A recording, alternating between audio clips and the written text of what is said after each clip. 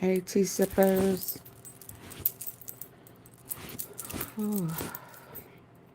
Happy Sunday to you.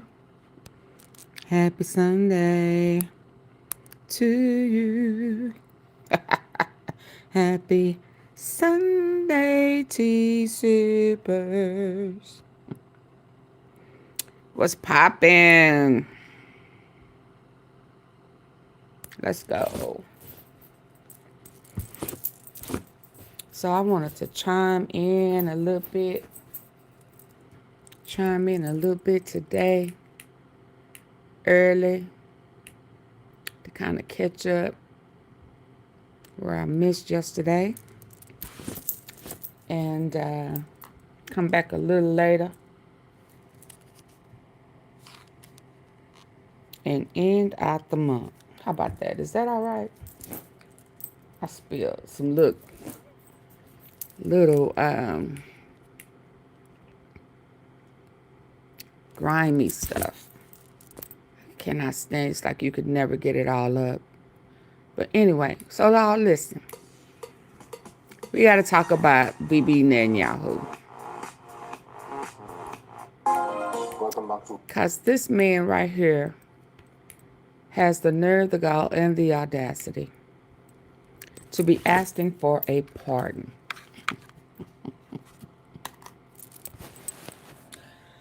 I mean, I would think the way we pay into them, and all they mayhem and mess, that he was running shit. You know what I mean? I know some people in the U.S. has put out some warrants for him, but I mean, and I know a couple of months ago when they was acting like they was putting together a peace deal, peace treaty, you know, a mock, call it a mock application, because it wasn't real, you know. Hey, Denise. Hey, Janet. Hey, Clarinetta. I'm sorry I missed y'all. A mock application, you know, faking and shaking in our face like they really about, you know, peace or whatever. I remember when Trump asked, you know, the president, pardon, can you pardon him, please, you know, all that crap. Yeah. Surely he running everything, right? So he begging for a pardon. War crimes. You know, he pushing buttons and playing with Trump like he the big shit. Like he the head, you know. I like one cat called them settlers. Settlers. Like he the head settler in charge. Because he's not a native.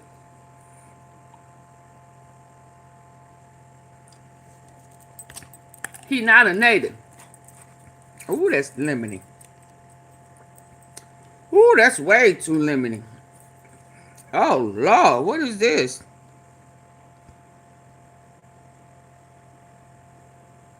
Lemon lime electrode. Like super A. Oh, I guess I thought it was just a lemon. A lemon, Lord. Can y'all see that?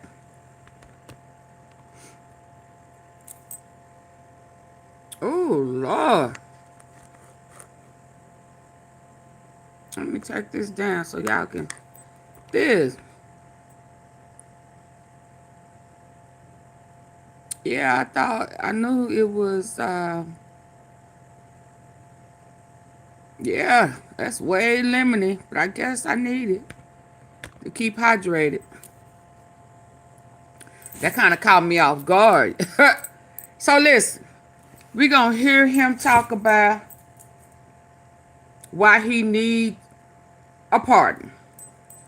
Please, please, please don't try me for my crimes. These criminals, these elite criminals, they blow my mind. Want to call other people criminals, but then don't want to stand stand up for their own crimes.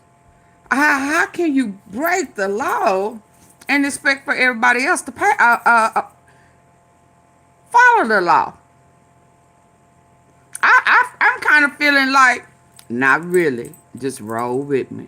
But I'm kind of feeling like I'm behind but I'm behind. Trying not to get in trouble, trying to follow the law, trying to be a good woman, uh, following the law. I mean, I just, I'm too old to be going to jail, and hell, I don't want to go. I like freedom, and I don't want to take the chance. I mean, I ain't trying to go to prison in prison uniforms, and no, no. Did y'all see that picture? I don't know if it's AI or not, but it's Diddy in jail. I mean, I don't like this new jail here. It's just too much freedom. It's just too much. He went from crying to smiling and showing all his dirty, dingy ass teeth. The real ones and the fake ones. I don't like that.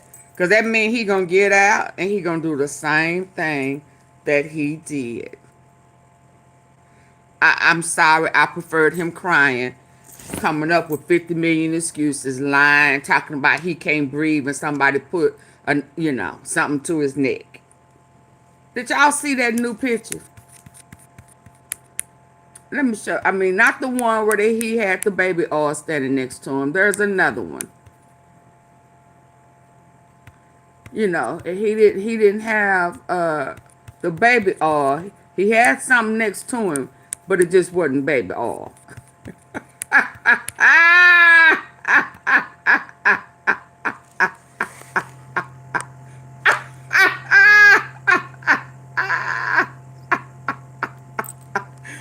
He had something standing next to him. It just wasn't a baby oil. Now him may want that baby oil, but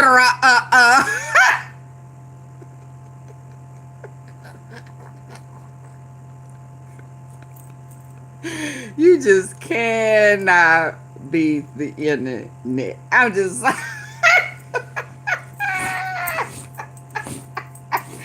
I know this has to be AI. I know they don't let you get no lace front. I know you can't have. I don't care if it's the federal penitentiary or not. I know you can't have no glue, no salt in, no glue in. I know you can't. I know you can't. I just know you can't.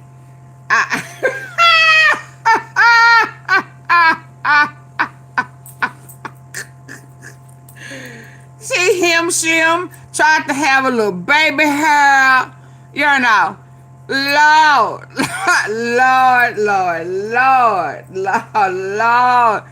And he came out smiling, not smiling, smiling like, hey, Diddy, come out and play. Diddy, come out and play. Can you play with me?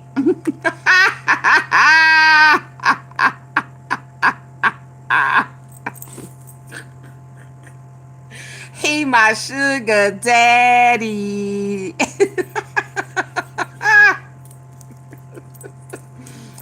Nah, I just think he's showing all his teeth, so he ain't gonna learn nothing.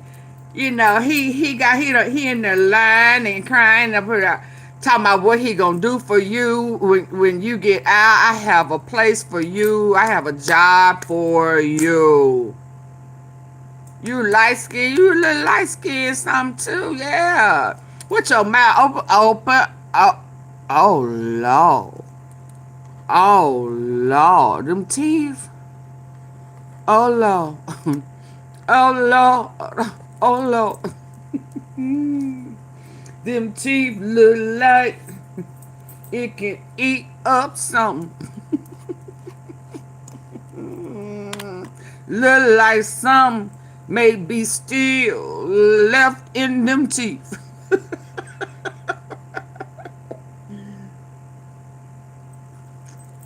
So I'm gonna move on past this guy. Ooh, we baby, I can have fun with them teeth. Lord, Lord, Lord. Now, but then it's smiling too much, y'all. He ain't gonna learn nothing. He already in prison pulling folk, pulling, taking down numbers, getting favors and tricks and shit. That's why he the diddler. But listen, these folks are killing me that they doing this crime. They taking these chances and they can't handle the time. So why is Bibi Netanyahu begging for a deal? Why do the people have to give him a deal? So let's check. Let's talk about it. Let's listen. Let's listen. And when we leave there, we go, baby, what a mighty God we serve. Lord, I thank you. Let me stop before I get in here and start clowning. It's our season, people.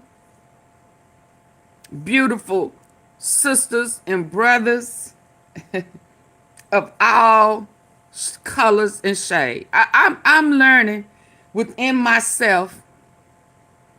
I think when I was having my little time with myself and the Lord, and I was thinking about what we gonna watch after Bibi Netanyahu, and it's talking about, you know, how they want again to do away with black people.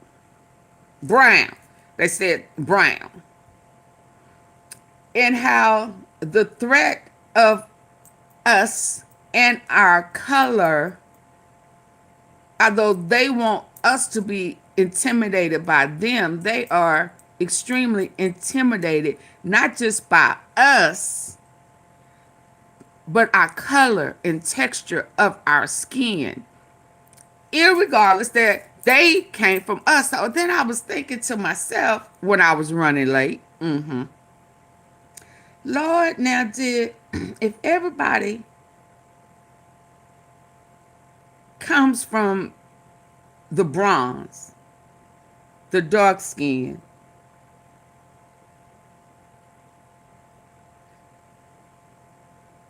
the 50 shades of brown, how about that? I love it. I love it. I love it. I love it. I love it. I love it. The 50 shades of brown. From light to dark. Hey, Big L. 50 shades of brown. And so I said to myself, now, Lord, are you serious? So when we talk about colorism, they started the colorism, y'all. They started the divide in color. 50 shades of brown. Yes, indeed. Ain't God good? They started the colorism.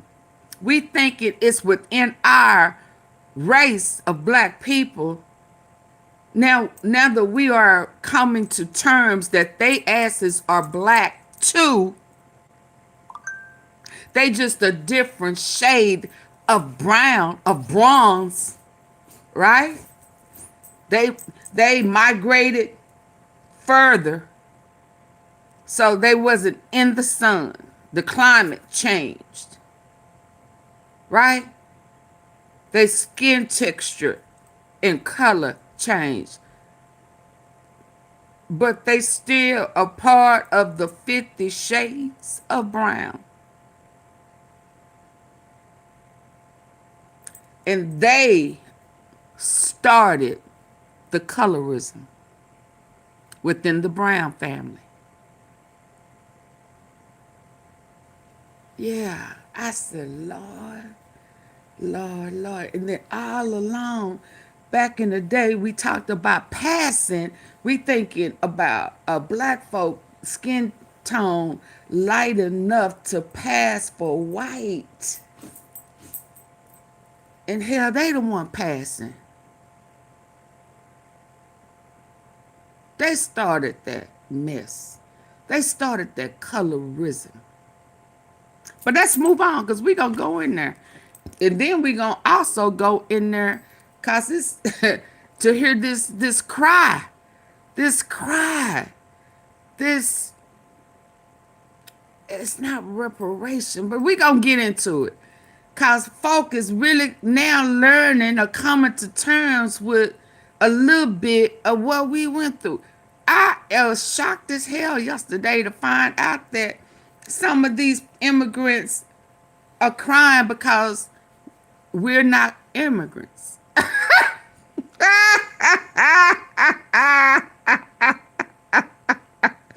And some of the folk who thought they were better than us secretly on the cool want us to be removed. And since we're not being removed, reckon y'all ought to be helping us stay here.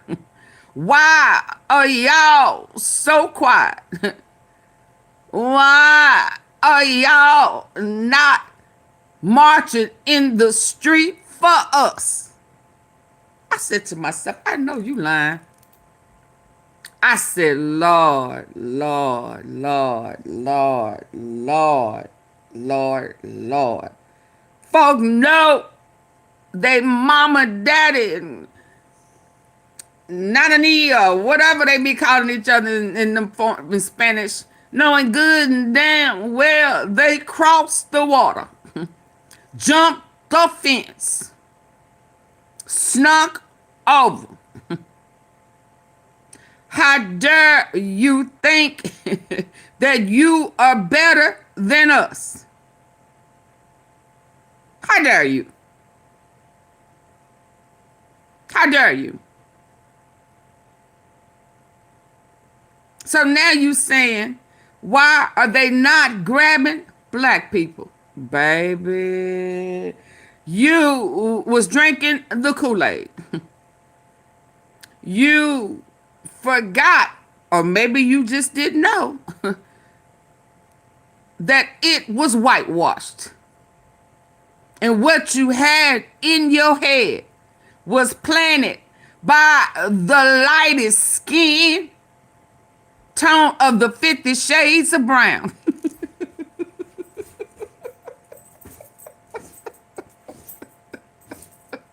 I'm not gonna act like we all hadn't sipped some of that Kool-Aid before. But baby, let me tell you something. We done woke up, and I reckon it's high time for y'all to wake up too. Y'all, we gonna jump into that. Okay, are y'all ready? So let's go on, get past Bibi Netanyahu so we can get off into this, what about them? What about them? What about them? Let's go, y'all. And Lord, I look a little, what hell? I look a little peachy brown, don't I? I look a little, girl, you better get out. It's wintertime. Is that what it is? Ooh, child. Ooh, child, you look a little peachy, AunTeaFee. Peachy cream. What? Girl, you better get out in that sun. Let's go, y'all. And hit the like button. For joining us at this hour, American Zoka. Our top stories. Bibi Netanyahu begging. Official data from Indonesia shows that the death toll on the island of Sumatra has hit 442 due to floods and landslides over the past week. The death toll operations in Sri Lanka, where people are still stranded due to the impact of Cyclone Ditwa. The IAF says that 24 people have been evacuated from Kotmat. Israeli Prime Minister Benjamin Netanyahu has sent a letter to the country's president seeking a pardon from the ongoing corruption cases against him. President Isaac Herzog's office says he will responsibly and sincerely consider the request.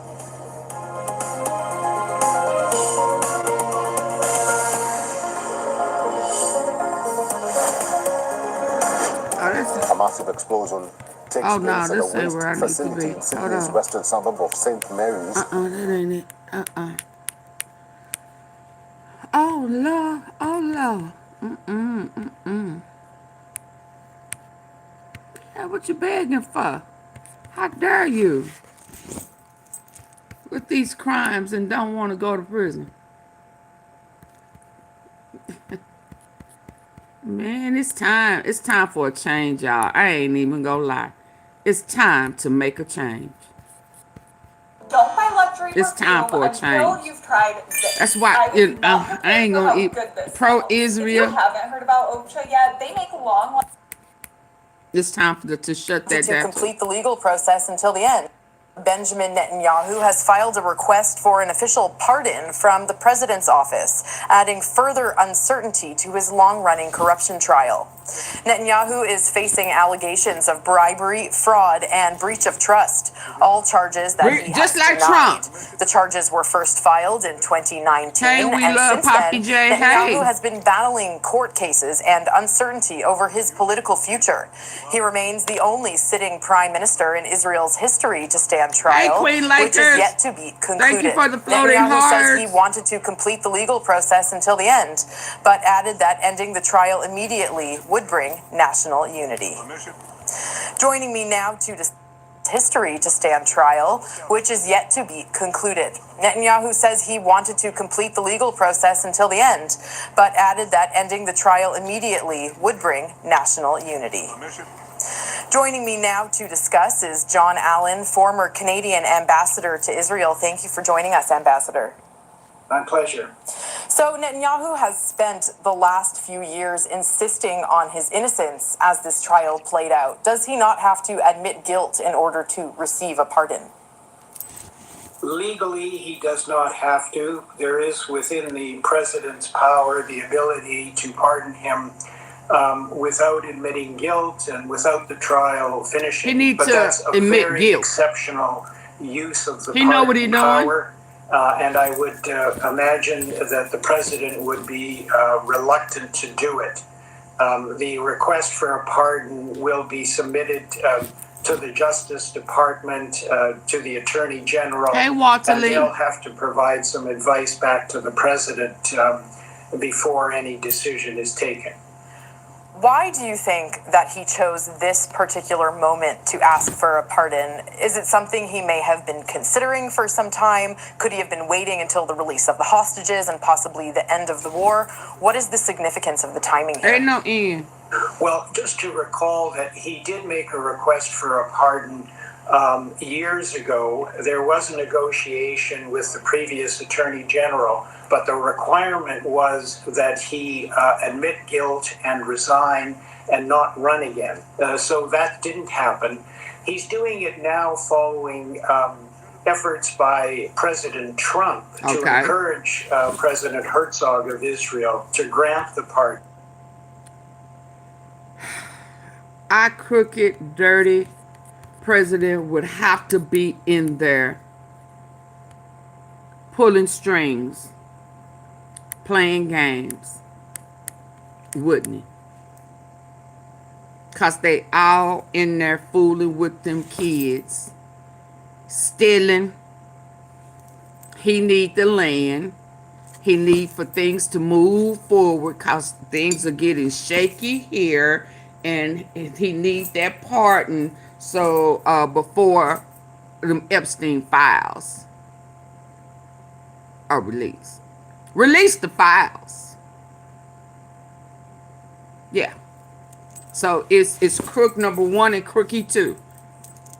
And in a minute we'll see 3. May God please continue to protect Candace Owens.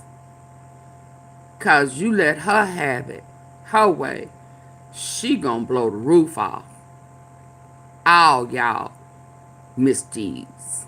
Yeah. Efforts by President Trump to encourage President Herzog of Israel to grant the pardon. And I think he's trying to take advantage of that request that President Trump made in the Knesset some weeks ago, announcing his Trump peace plan. Fake plan. I think he argues essentially that this is going to bring unity to the country. And 5 opposition leaders have already said just the opposite, that granting this pardon would create division and really be a threat to the rule of law of Israel.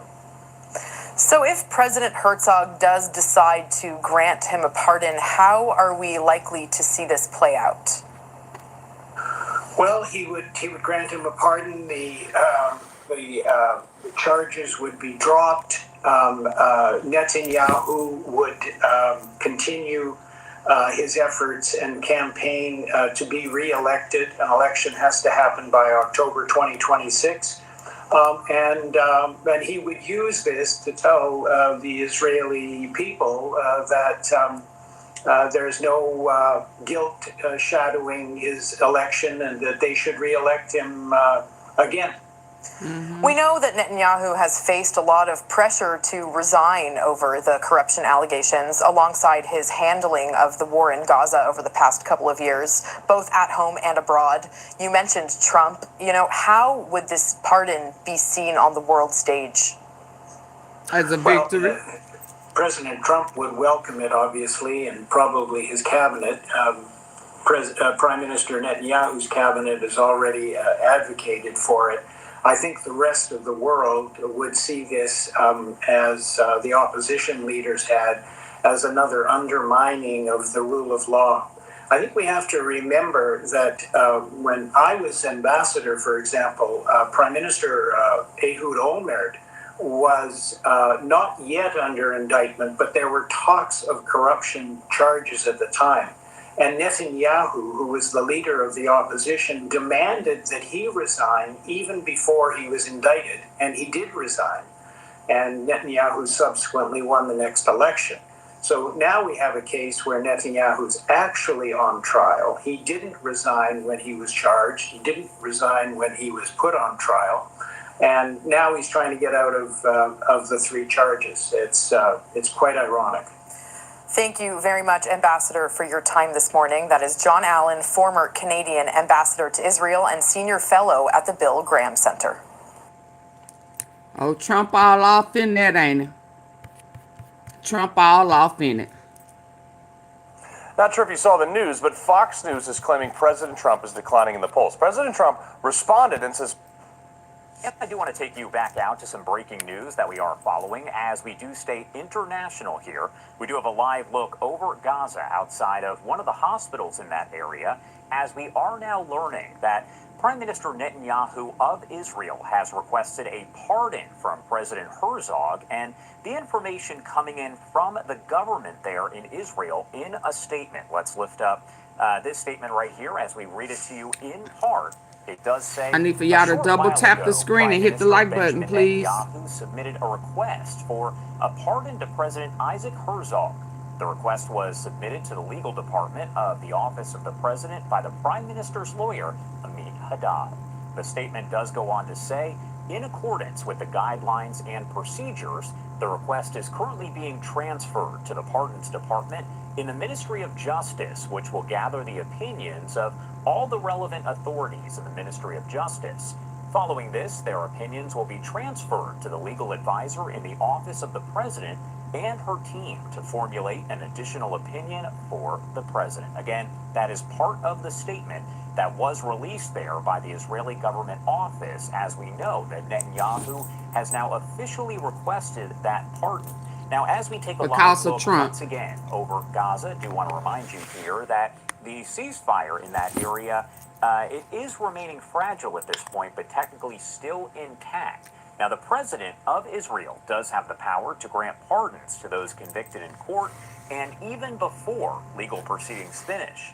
Earlier this month, Netanyahu did insist that he would not request a pardon for his corruption trial if it meant admitting any kind of guilt. Well, why don't you want to admit guilt if you ain't done nothing wrong? Netanyahu charged, of course, with 1 count of bribery, as well as 3 counts each of fraud and breach of trust in 3 separate cases relating to corruption allegations against him. His trial did begin all the way back in 2020 and is far from reaching an end. Again, we do know that Netanyahu now officially asking for a pardon from President Herzog. We'll keep you posted here on Live Now from Fox as we do get more. Now, this last one I'm going to play about him before we go off into what about them. I'm still shocked about that. This one touched base. I haven't watched it, but it touched place because it appears that maybe France, well, let's watch it, because France and Israel both are mentioned with the Candace Owens situation, right? Because the outside diplomatic norm. The assassins are allegedly coming from Israel. They working together. They in cahoots together. So she has managed to piss off France, Israel, and Turning Point USA, pro-Israel. Right? So let's hear what they say. Let's go. During a tour exposing illegal activities by foreign missions, member of Knesset... Foreign missions. Did we talk about foreign missions yesterday? With that military? Okay. AunTeaFee, you really be on it. You really be in the arena of what's going on, don't you? Don't you, AunTeaFee? You and your tea sippers, boy. Y'all be on it for real. Y'all be so close. Thank you, Denise, for the Sundays. Yeah. Them tea sippers something else, baby. They be on it. Absolutely. We play no games. Let's go. Ohad Tal confronted a French consulate employee, accusing France of operating outside diplomatic norms. A diplomatic firestorm soon followed. During a tour exposing illegal activities by foreign missions, member of Knesset Ohad Tal confronted a French consulate employee, accusing France of operating outside diplomatic norms. A diplomatic firestorm soon followed, with France demanding heightened security for its consulate in Jerusalem. Today, we have the honor of hearing from MK Tal himself to discuss what transpired that day and also to hear his proposal for the future of Judea, Samaria, and other pressing issues facing the country. Welcome, MK Tal, to Judeacation here on JNS TV. Thank you so much for having me. It's an absolute pleasure to be here with you. It's great that you're here, and you were really busy this week. I saw a video just before we started recording outside of the French consulate in Jerusalem. Right. Talk about what happened there. This is controversy, news all over the world.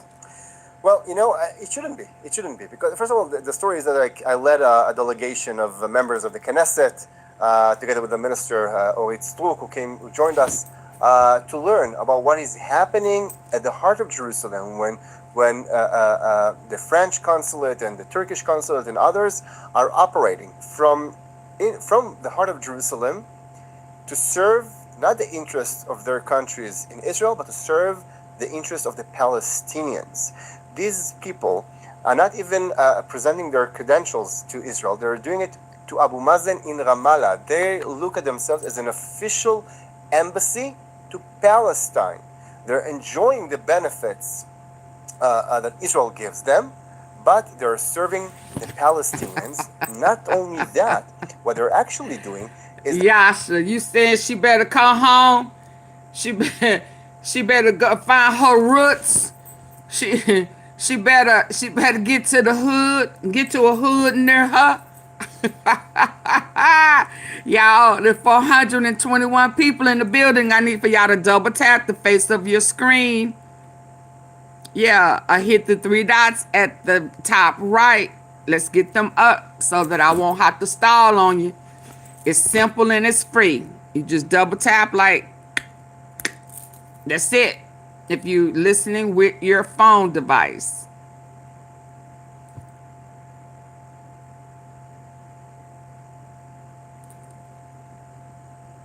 Do it with me. Come on, everybody. On their phone, just go bam, bam.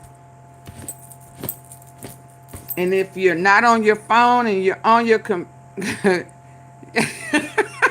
you say she better.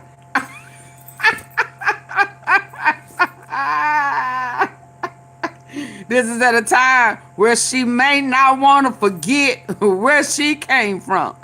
Right now, it may be safe to tell your husband you need to get in touch with your roots.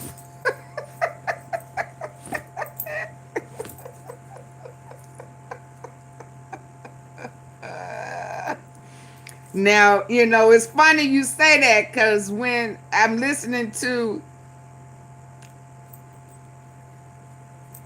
them say, how could Christ be white but blend in? Blend in with the Africans, Ethiopians, Egyptians. How could he be white and blend in? Huh? Candace need to come back and blend in.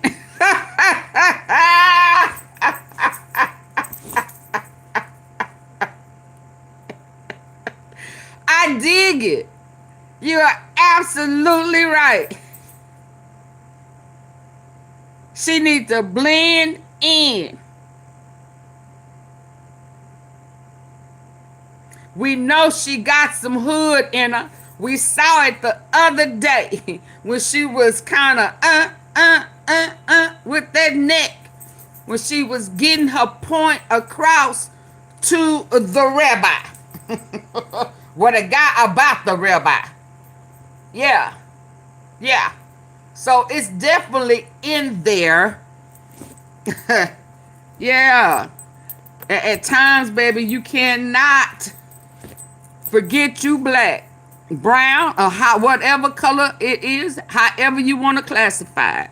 I totally agree. Thank you, Max. With you. I totally agree. Yashia, she needs to come home and blend in with the commoners. That is absolutely about the only chance she got. Because she is, I don't care how much you bleach your skin. I don't care what you do. You're not going to be able to blend in with them. So you might as well hide out in the hood. You definitely cannot forget where you came from and who you are. You cannot. And baby, the way they are talking about, there is a plan to remove the brown people. The brown people. It's 50 shades of brown. That's the word of the day, baby. 50 shades of brown. And guess what? Pale is in there too. Pale. Pale pink, pale tan, pale, whatever. But that pale color is in there too. They brown. Let's go. That they're Hey, supporting Catherine. terror. One example, just to share with everybody, is this book, praising Laila Khaled, a terrorist. And as it says here, Laila Khaled, icon of Palestinian liberation. Now, this is a book that they've launched in the French consulate in Jerusalem in an event that glorified this terrorist who's responsible for the killing and trying to kidnap planes, including an El Al flight, and killing Israelis, and they're glorifying this person in an event in the consulate. What can we do? How can we stop this? So this is the Frenchman, right? President. And he's talking about what's going on in Jerusalem. Is he talking about Israel? Because both of them are trying to kill Candace Owens. Hold on. Supporting terror. One example, just to share with everybody, is this book, praising Laila Khaled, a terrorist. And as it says here, Laila Khaled, icon of Palestinian liberation. Now, this is a book that they've launched in the French consulate in Jerusalem in an event that glorified this terrorist who's responsible for the killing and trying to kidnap planes, including an El Al flight, and killing Israelis, and they're glorifying this person in an event in the consulate. What can we do? How can we stop this? So what we should do is, first of all, to take away all their benefits as diplomats. They're enjoying immunity. They're enjoying... But is he a settler or is he a real one? See, this is the problem we are running into right now. Bibi Netanyahu needs to stand trial because he's not even Jewish. He's a settler. Yeah. He's a settler. And so is he a settler or is he a real one? Because these settlers are trying to operate, they playing in our face. They playing in our face. You're not even real. This was why BB, it's against the law over there to have a DNA test. Where they do that at? In fake Israel. No DNA test. Cause too many settlers over there stealing. I'm just gonna get straight to it. I'm not gonna sugarcoat shit. Too much sugar, they say, will kill you. And I ain't trying to die. And I don't want you to die either. So I can't sugarcoat shit. They don't want you to know they fake. But they want to act like they are fulfilling the Bible and God's promise, and they coming for their land. And it's their land. They are entitled to it. And they lying because they are not natives.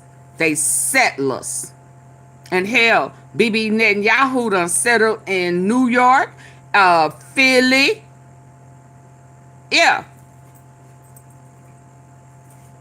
Yeah. He done left way over there a long time ago.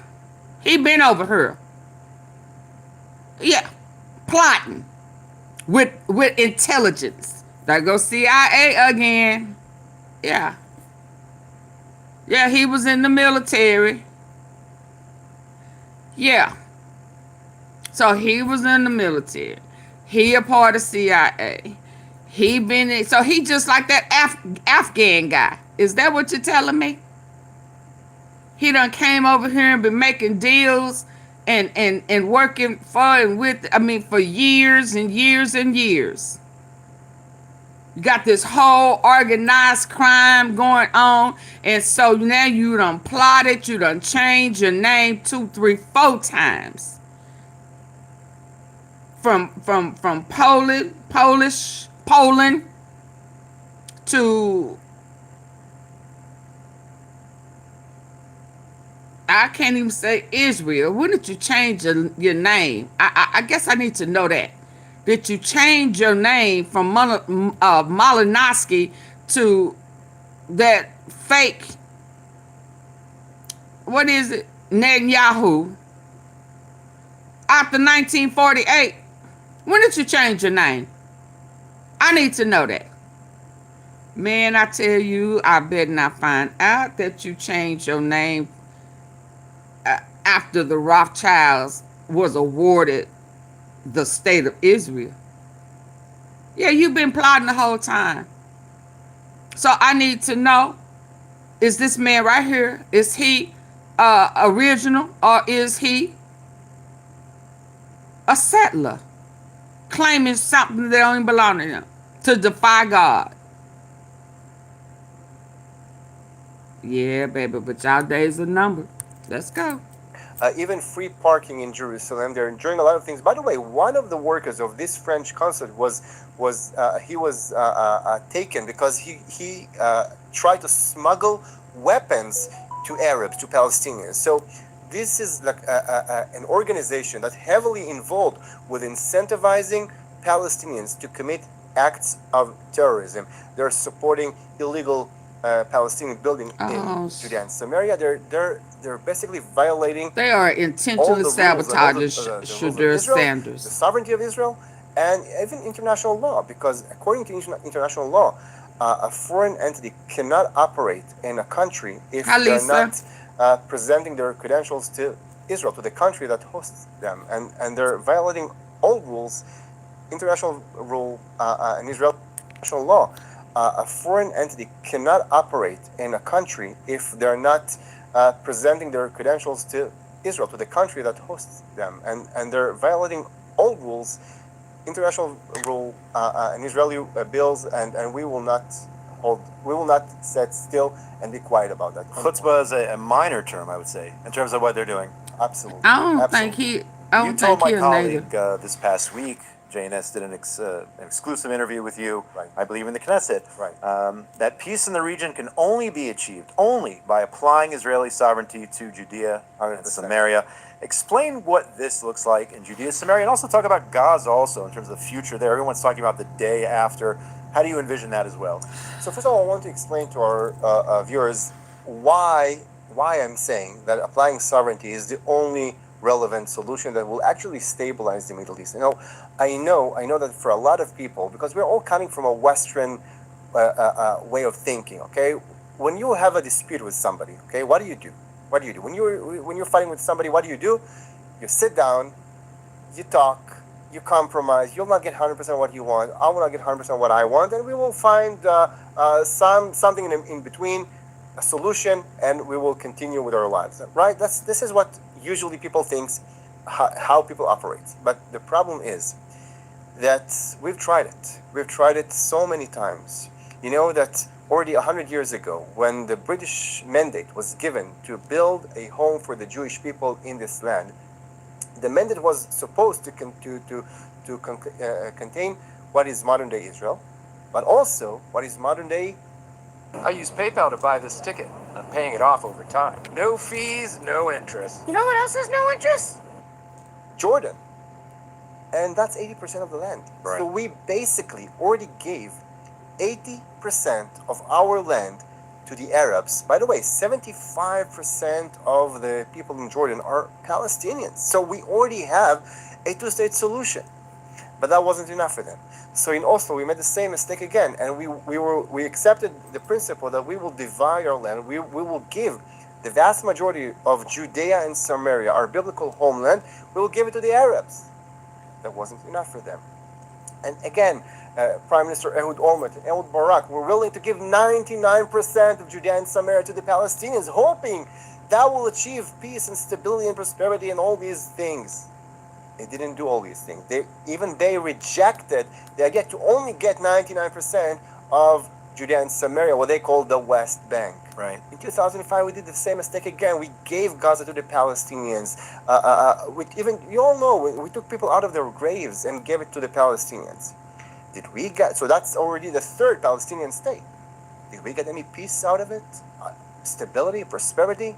Nothing, nothing. So it has been proven beyond any doubt that every piece of land that we are giving to the Arabs brings only death and agony to everybody. Because today, everybody's suffering from that reality. So why don't we learn? Why don't we learn from this? So what we should learn Yeah. is that dividing our land, giving more pieces of it to the Arabs, trying to appease them, doesn't work. What does work? Applying sovereignty. Israel has proven itself to be the most stabilizing factor in the region. Israel has proven itself in 77 years. You know that 20% of Israel's population today are minorities, Muslims, Arabs, Jews, Christians. You can ask each one of them if they would prefer to go and live in other countries in the Middle East. They will all tell you, no way, Israel is good for us. So if it has been proven that every piece of land that we're giving to the Arabs creates suffering, and every piece of land that we are holding brings blessing to everybody, let's apply more sovereignty over Judea and Samaria. And I'm telling you, that's the only way to really stabilize the region, which, by the way, will serve the best interests not just of Israel, of the Palestinians, of the moderate Sunni countries, and of America. Because, you know, we all have much, much bigger problems to handle. China, together with its axis of evil, I'm gonna say, Iran, what does North America Korea, have to Russia, do with this? they want to take a dominant from America. They want to take down America. And they all understand that the center of everything is the Middle East. And either they will win, or the axis of America, together with Israel and the moderate Sunni countries in the Gulf, will win. These are the only options. And the moderate Sunni countries also understand that the Muslim Brotherhood is a threat to them even before it's a threat to us. So I think applying sovereignty will help stabilize the Middle East and allow all of us to move ahead to deal with the real issues that are waiting for us. I definitely agree with sovereignty. I talk about it all the time, but I want to stick to the Trump administration, as you mentioned. Sure. They're proposing this international force in Gaza. Is this a good idea? Is this realistic? I mean, they've already said that this force is not going to be fighting against Hamas. They're not going to take them on directly. What do you think about this international force? Well, you know, we've said on day one when Trump's plan was presented that there are good things in it and there are bad things in it. The good things, of course, that we're getting all the hostages back on the beginning. That's, of course, it's a big blessing, and thank God. You know, I was very skeptical. I didn't believe it's actually going to happen, and it did. We must give the credit to Trump and to Prime Minister Netanyahu. It did. It brought us all the hostages back home to their families, and this is something which is, of course, naturally very good. But we also said that Hamas will never will willingly surrender its weapons. It's an illusion.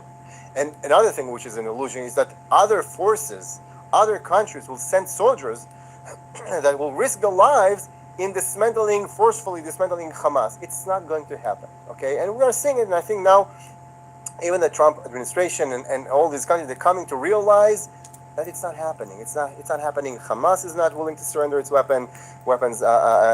These countries are not willing to send their soldiers to fight with Hamas. Cynthia. It's not happening. The only Nana. force, realistically, that can do that is the IDF. Israel is the only force that can do that, and Israel should do that. And by the way, every day that goes by without Israel doing that is another day that Hamas is building its force, getting back its control over the population, over areas in Gaza that he was driven away from, and that's not good. We should I still don't see what it has to do with the U.S. We should not build a wall and fool ourselves that if we'll hide the monster behind the wall, it will disappear. That we are willing to buy peace, quiet for the short term, and pay with a heavy price in the future. We should not repeat the same mistakes. We should confront that.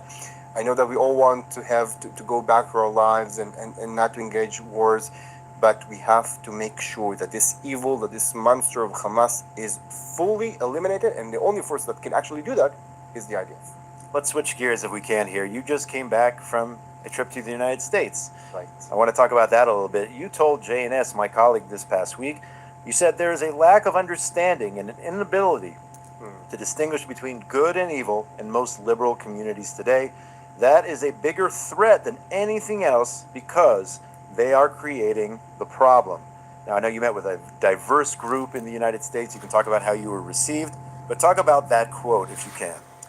So that quote is from a meeting that I had with the leadership of a big Jewish organization worldwide, but also operates in America, mostly presented by liberal communities, liberal or Jewish organizations naturally.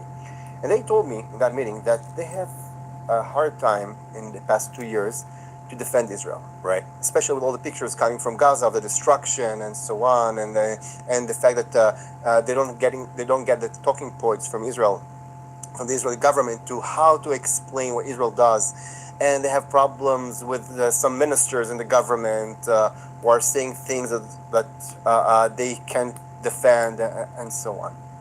So what I told them, that was a day before Mamdani was elected to the mayor of New York.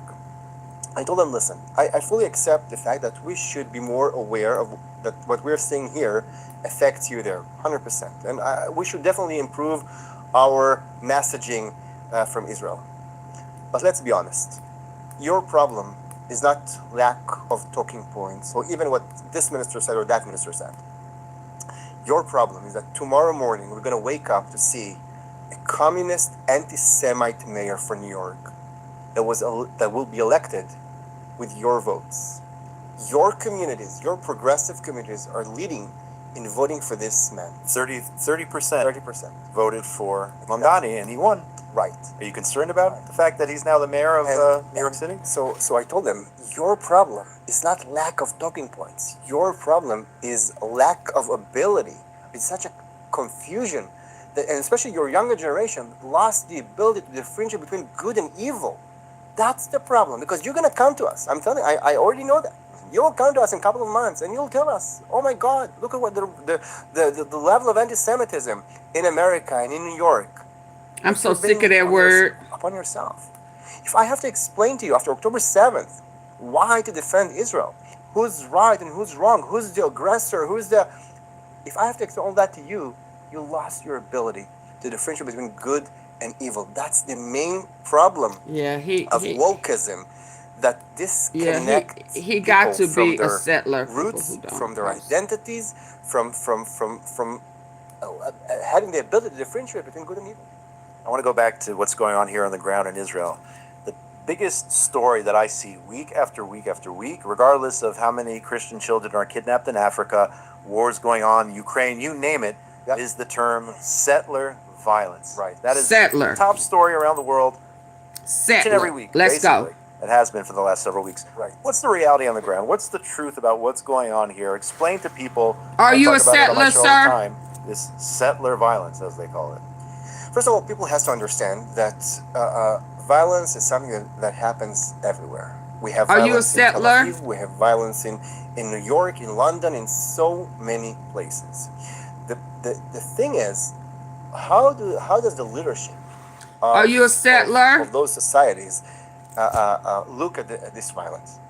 I can tell you that we are all condemning any form, in any kind, in any act. Baby, he done swallowed so hard trying to avoid this topic. He almost lost his own breath. Are you a settler? We talking about the settlers. Say the word settlers. That means that you just arrived there. You're not from there.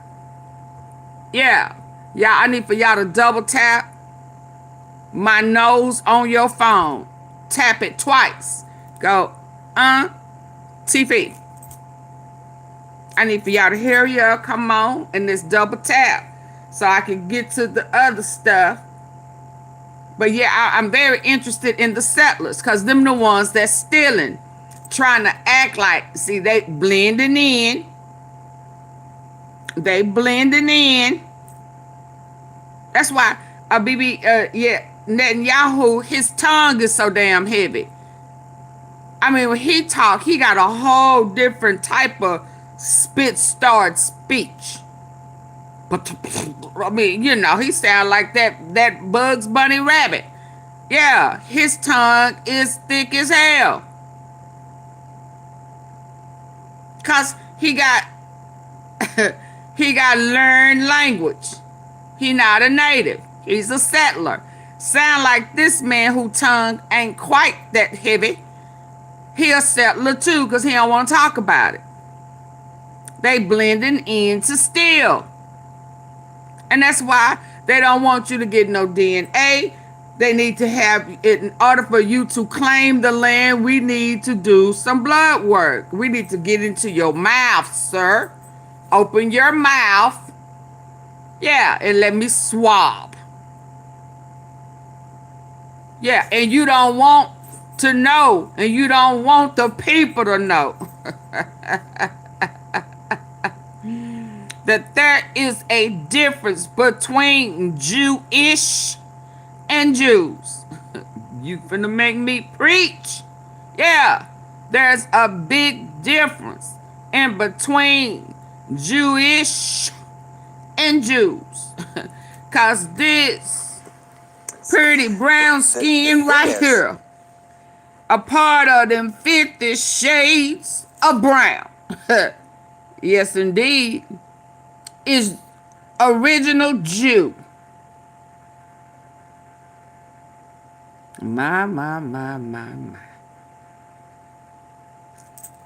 And you, How does the leadership? you, the pinkish tan, beige or whatever, is Jewish. Is that a settler term? I'm trying to get a full understanding. Yeah. Because this right here is 50 Shades of Brown. The original Jew. Israelite. Yeah. And you, sir, on the pinkish side, is Jewish. Kind of like brownish. You know what I'm saying? You understand what I'm saying, my friend? You brownish. Yeah. We're trying to get a full understanding. People going to be shocked to see Jesus. They already saw what it looked like. They just repainted it. They texturized it.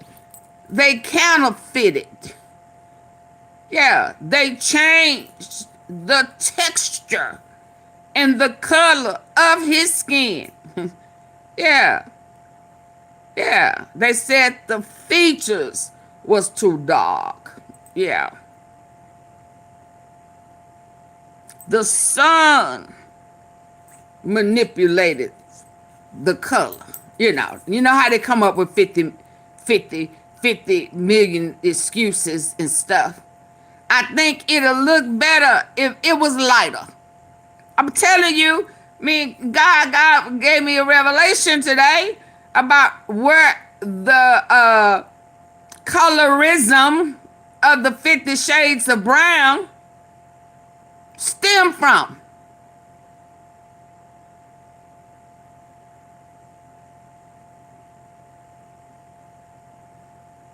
And it was kind of odd to me when we watched the live about Esau and Jacob, how they were twins, but one, they painted it like one was lighter than the other. You understand? And put in a little jealousy in there. You know how they mix that Kool-Aid, that gumbo up in there. They just kind of throw a little bit of all of everything in there, but they made it appear like one was lighter than the other, and one took on the identity of the other. It was all mixed up in that stuff, wasn't it? Yeah, but let me get on back to the 50 Shades of Brown. Thank you, Mrs. Tom. Hey, how you doing? Yeah. So I want to know about these settlers. Yeah. Because, see, in this, y'all still stealing. But then y'all don't want to be a part of the 50 Shades of Brown. Yeah. But it's gonna all come out in the wash. And when that white paint get washed off, the truth will set you free. Of those societies, look at this violence. I can tell you that we are all condemning any form and any kind and any act of violence against everybody, against Jews, against Arabs, against everybody. Unlike, by the way, the Palestinians, who are not just not condemning acts of violence and acts of terror against Jews, they're actually incentivizing that. They're even paying people to create more acts of terror, and actually as many people as you'll kill as a Palestinian, you'll get more money from the Palestinian authorities. So, and trying to bring the issue of settler violence is basically trying to create an equation. As if a few years ago I put out this video. What the f is in your mouth? And immediately it started racking up millions of views. Why? Probably some Israel I'm gonna have to and the hurry up with him. Palestinians are in a conflict, and there is no good and there's not right and wrong in this story. Well, there is good and evil. There's right and wrong in this. We condemn violence. They're supporting violence, and just the obsession of the world around Israel and around the Israeli-Palestinian conflict. That's an absurd. Because do you know how many I can't deal with his lying. were killed in Congo, or in Sudan, or in Syria in the past 3 years? Yeah, no, I can't. Yeah, yeah. We're gonna still pray for protection because he's a liar. He got to be a settler. He has to be a settler because he lying. And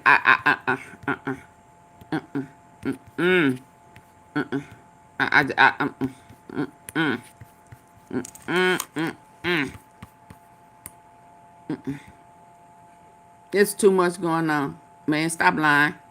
Stop lying. Which one is this? The brown people. What is this? I'm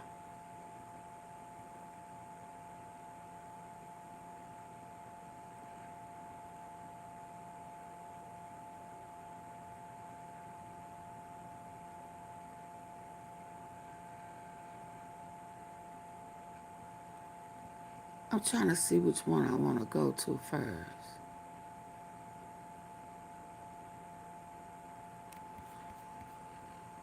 Let's go here. Democratic Senator Mark Kelly of Arizona is now here with me. Thank you so much for being here. I do want to start with the immigration plans. He said he wants to re-examine the status of people who are in this country legally, which may include naturalized citizens, blocking migration from, quote, third world countries, pausing all asylum decisions from any country, and calling for, quote, reverse migration. Well, I think this is consistent with what we've seen from this president to date, rounding up people in their community.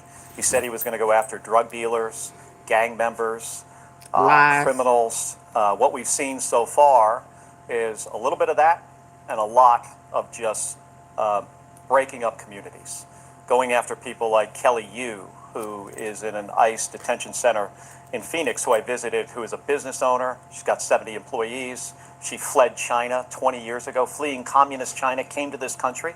She is undocumented. Her mom's a U.S. citizen, her kid's a U.S. citizen, sister's a U.S. citizen. She has a deportation order. She is no threat to anybody. There are hundreds, if not thousands or tens of thousands of these people. But these are legal immigrants that he's talking about. He's kicked out legal immigrants already. This is kind of more of the same from this president. When he says things like third world countries, what does he really say? Mm-hmm. I think what he's saying is he doesn't want brown people in our country. And that is just... He don't want what? He don't want what?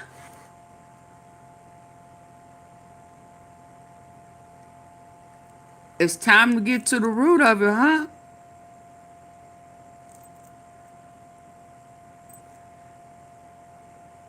Yeah, I need for y'all to get the likes up.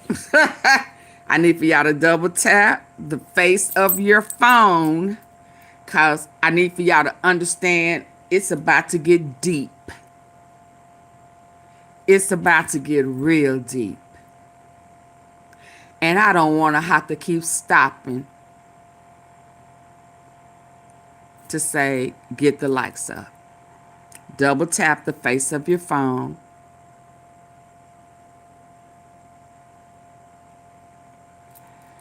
Double tap the face of your phone.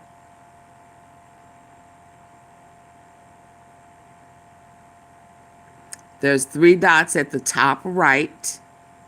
You can hit those 3 dots. Get over to the like and hit the thumbs up. Yeah. Because I don't want to have to stop, Mrs. Tom, but I will. I'll end it. Thank you. Yeah, come on, y'all. Let's go.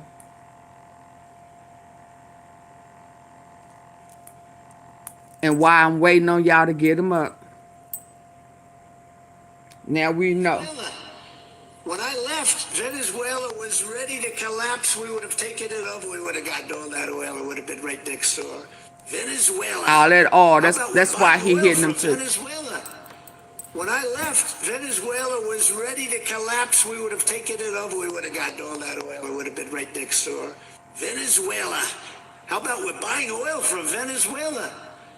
This was 2023. Venezuela was ready to collapse. We would have taken it over. We would have gotten all that oil. It would have been right next door. So oil is a factor with Venezuela.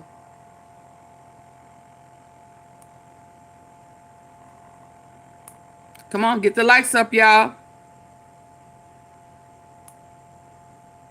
How in the fuck do you feel like you relate to a billionaire who has never known struggle his entire fucking life, watching him play to his base that thinks that he cares about them, and it's actually the people that he cares about the fucking least? I will say this, he talks a good one. And if you're in his base, you're a core, let's say you're going to the rallies or whatever, you watch him on TV, you hear him talking this shit, there's part of me that understands, like, all right, he's somehow still got them because he's brainwashing them into thinking that something great is going to happen. Nothing's happening. Nothing is happening. Agent Orange sending a Secret Service to your house. Did the Secret Service really come to your house after that? They came to my studio, yeah. Okay. And they were just basically asking me questions about my lyrics to see what the intent was behind them, and if I was making a actual threat. I got backlash for the Trump cipher. At least when this is all said and done, maybe I can just be on the right side of history. Because when I say fuck, you say Trump. When I say fuck, you say Trump.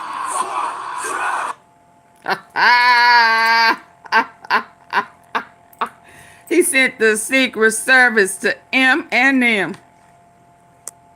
Y'all come on, let's get the lights up so we can move forward. Why is this freezing? Okay, I'm gonna shut it down. This president, when he says things like third world countries, what is he really saying? I think what he's saying is he doesn't want brown people in our country. And that is disturbing, and it's un-American. The Trump administration says the man accused of the shootings of the 2 National Guard members wasn't vetted. Now, to be clear, CNN is told that that's not true. There were multiple rounds of extensive vettings.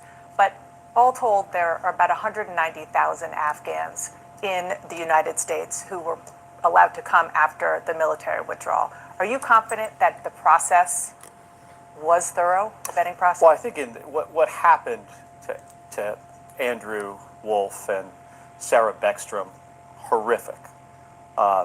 She died. I'm praying for her family. I'm praying for him to recover from his injuries. It is a really horrible thing. There needs to be an investigation and find out, why did this guy do this? Was he radicalized in Afghanistan or, here in the United States? And if it makes sense to change some things, I think we need to do that. I used to have a commanding officer in the Navy that used to say, if you're not changing something, it's getting worse.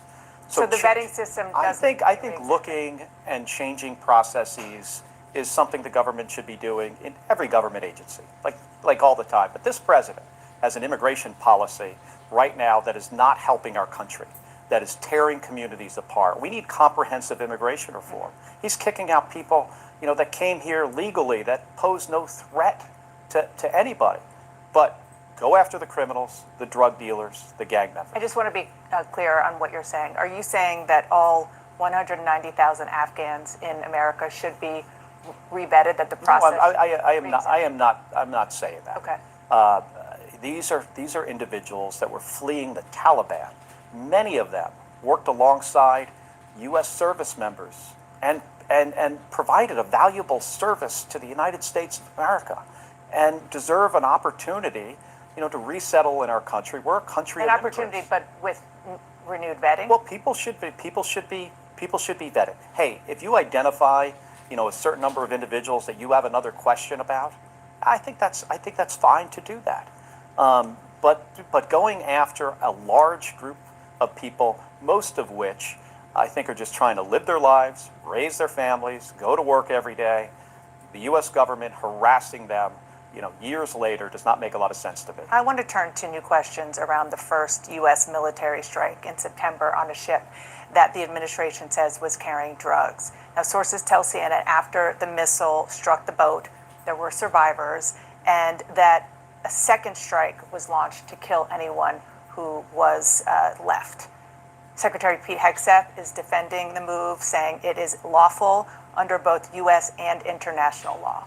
What do you think? Well, Dan, I hope it's not true what is being reported. That would be very disturbing. I think there needs to be a Inspector General investigation.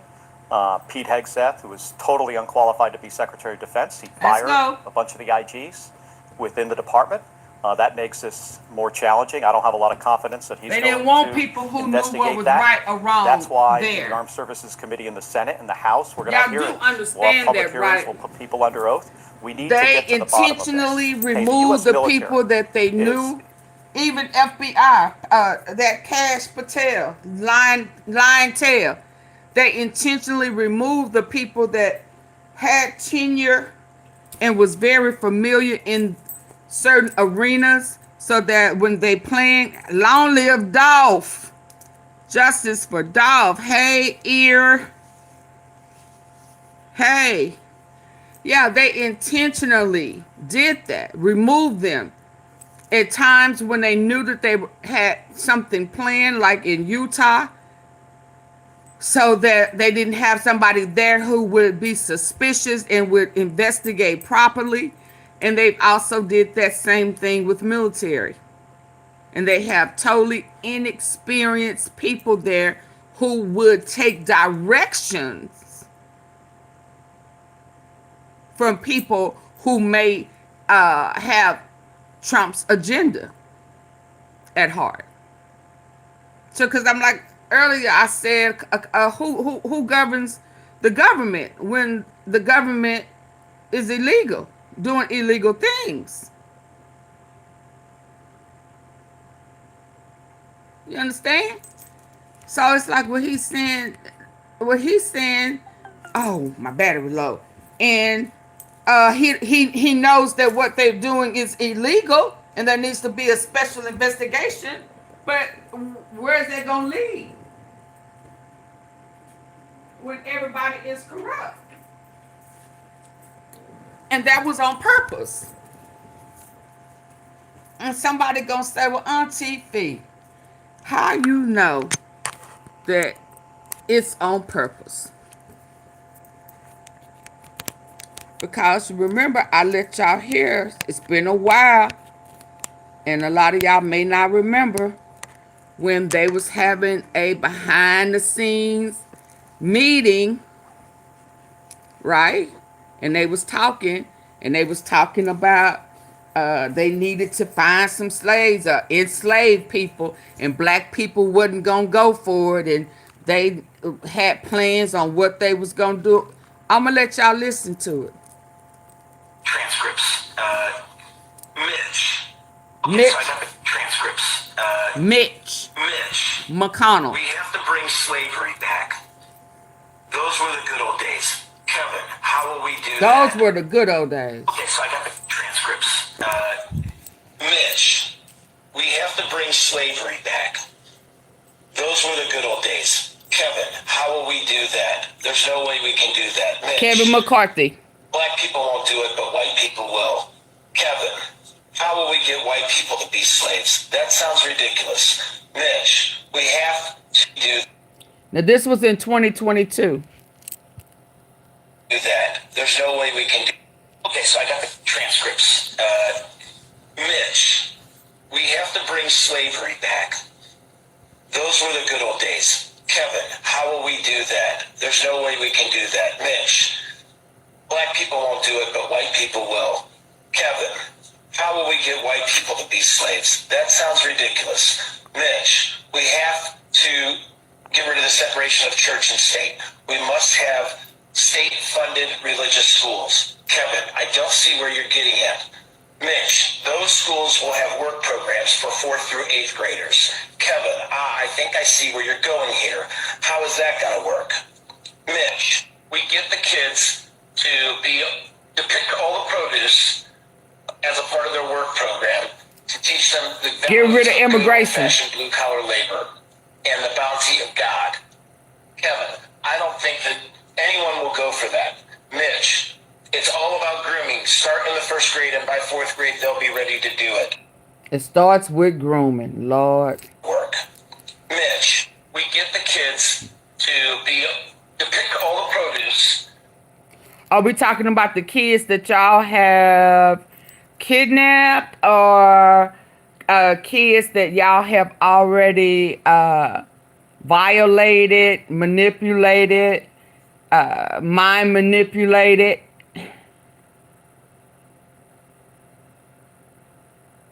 Yeah.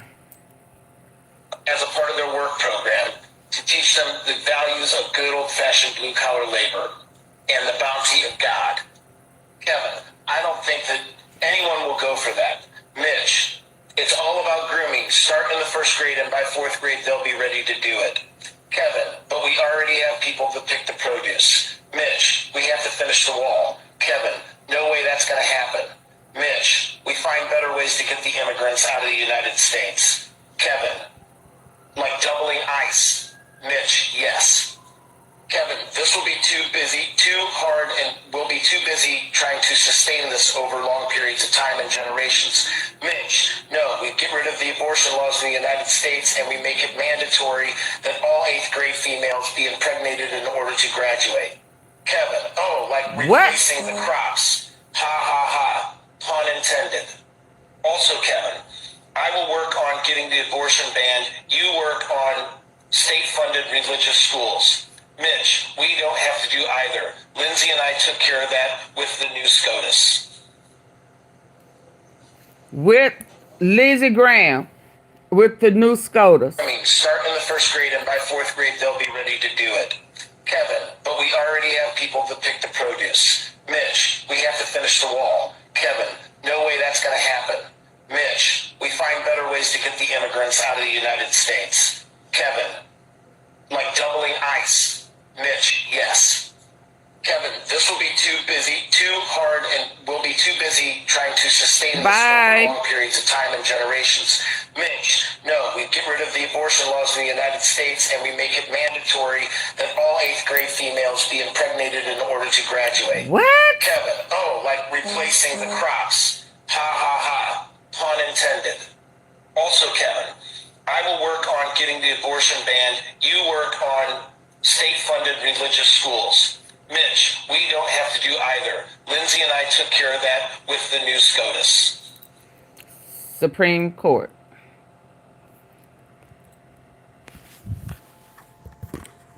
That was in July 2022, and it has already been infiltrated in 2025.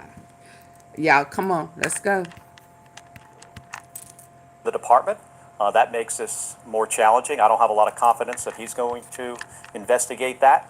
That's why in the Armed Services Committee in the Senate and the House, we're going to have hearings. We'll have public hearings. We'll put people under oath. We need to get to the bottom of this. Hey, the U.S. military is, the most powerful and effective, military. So in this Making America Great Again, they are trying.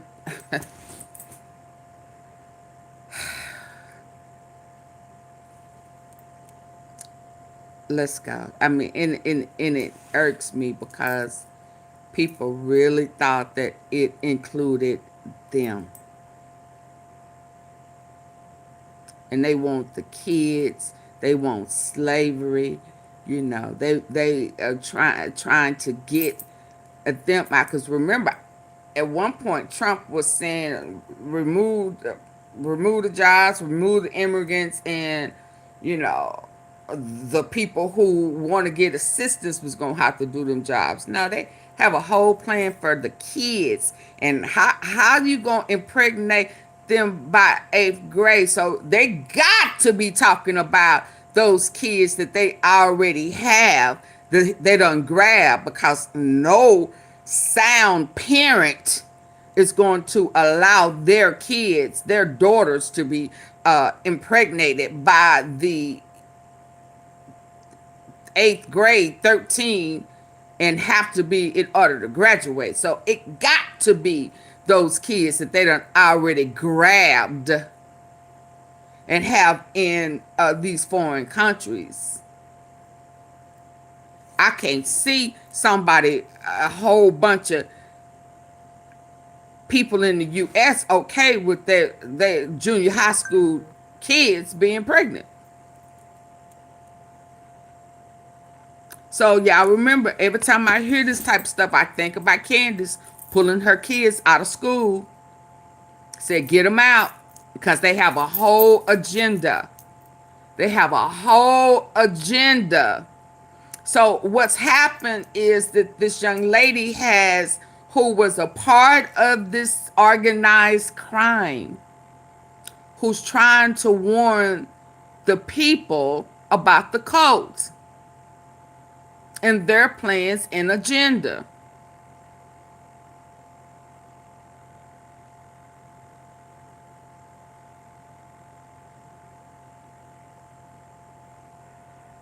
And she is of a major threat. She is almost like a CB, somebody who is trying to help the people, warn the people, and they gotta go.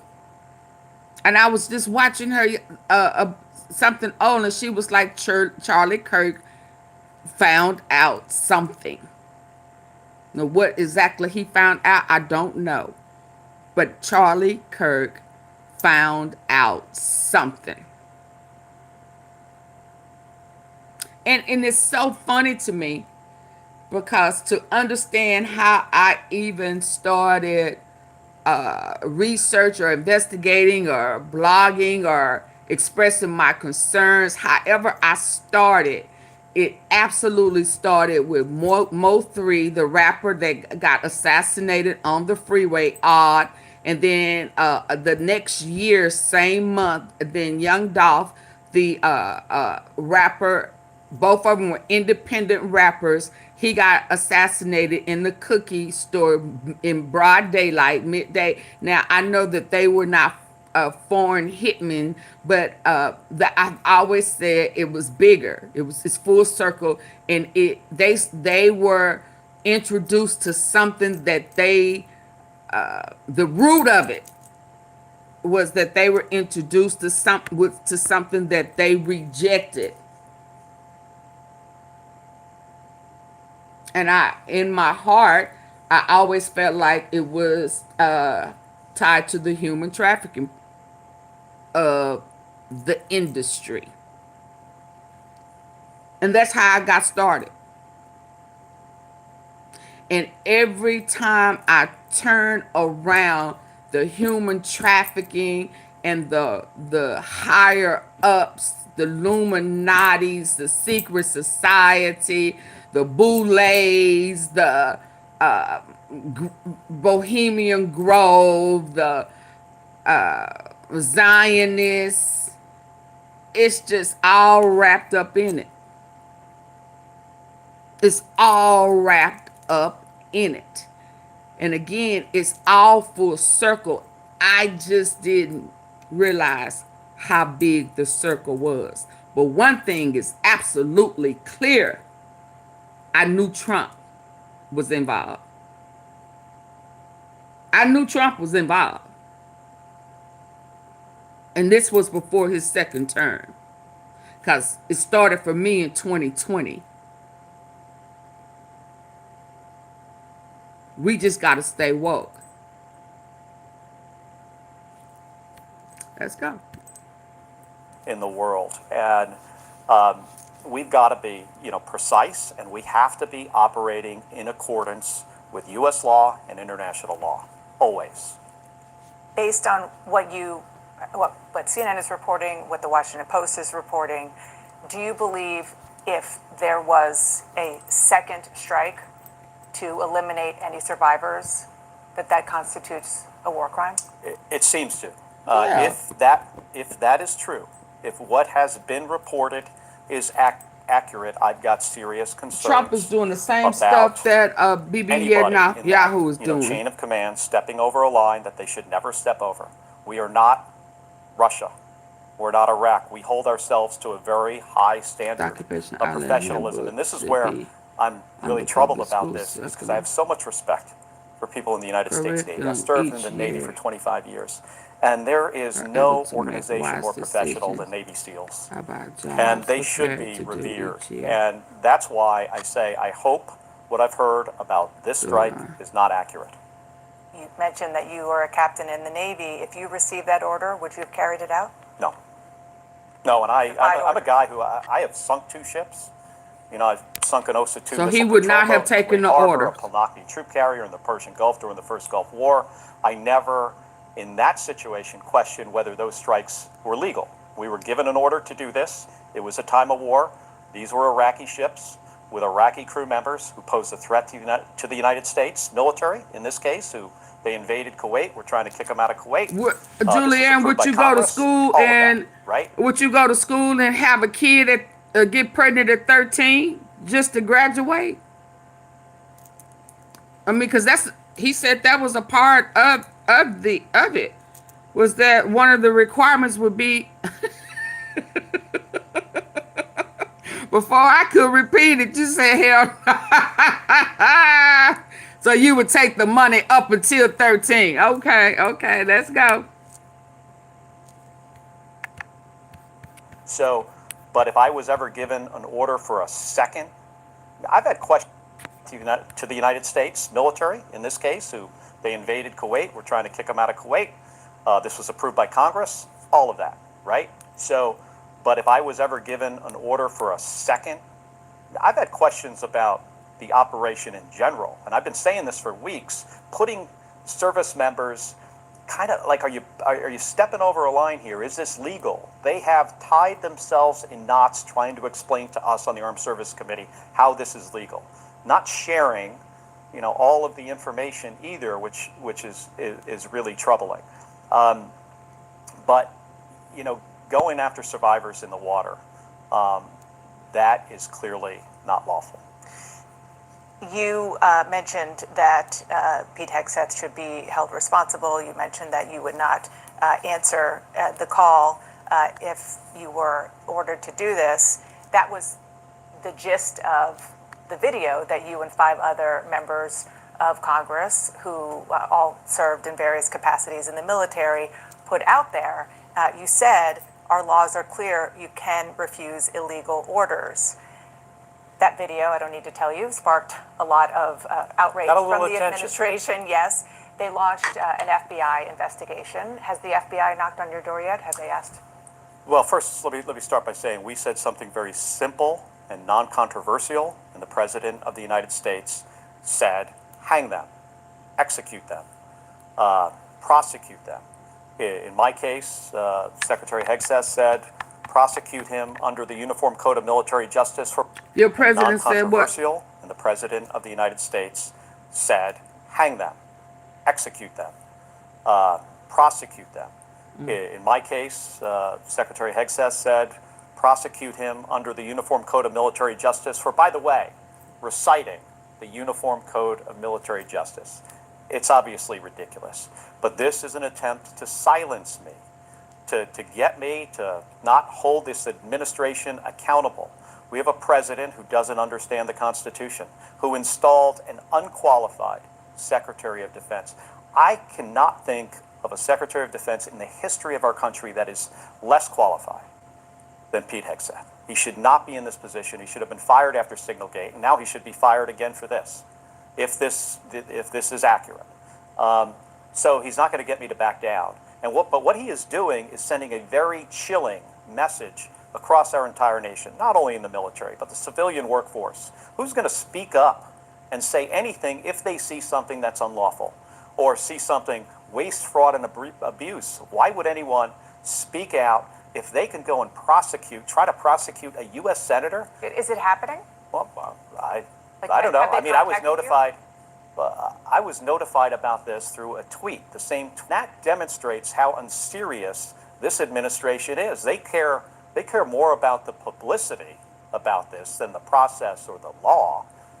I haven't been notified by the Navy. By the Navy or the FBI? So no court martial? We got something from the FBI, but the thing we received from the FBI, just like the president saying that we should be hanged, the thing we received from the FBI is more intimidation. What did it say? Well, it just said there was no point of contact. It had something about coming in for an interview. And the question here should be, why did the FBI decide to do this? Or do you think maybe the president told the FBI director to go after these 6 members of Congress? So more bullying and intimidation, but Dana, I'm not backing down. These guys don't scare me. They're not serious people. I mean the President of the United States and the Secretary of Defense. Neither of them. Senator Mark Kelly, thank you for being.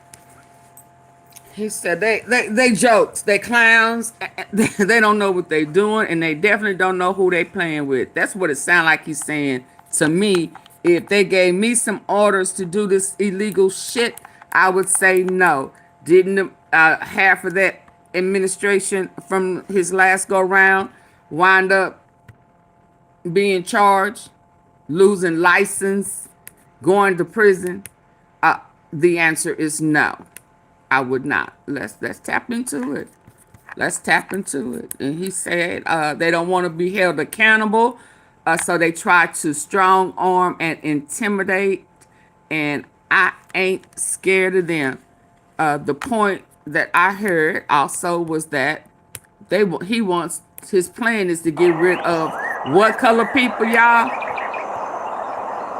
What color people did he say Living in the Bible Belt, he's trying to get rid of? Can somebody tell me what color is he trying to eliminate? Who not being?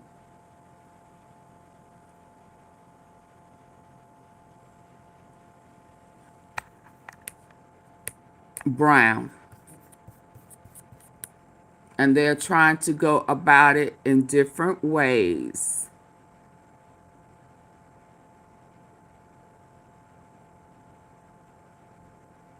But he's trying to get rid of the 50 Shades of Brown. Suffer. There are so many horrific features of this MAGA incompetent regime. But one of the saddest is how emboldened racists have become. They are at an...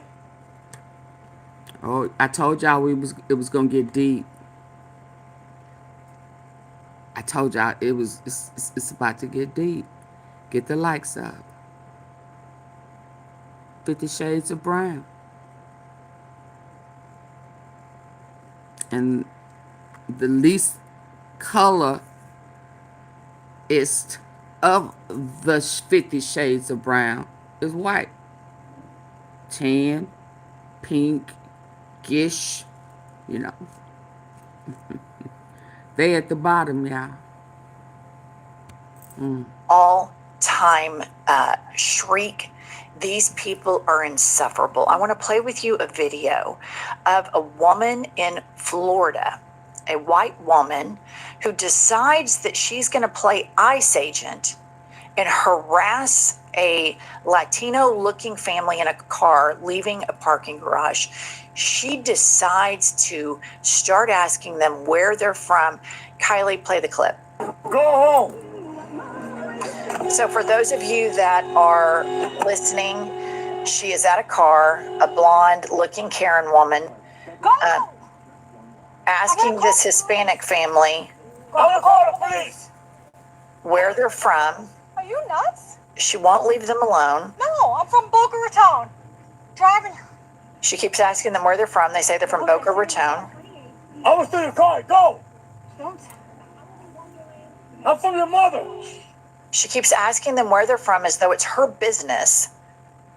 And then she ultimately looks at them and says, and Kylie, you can stop it here. She looks at them and says, I was born here.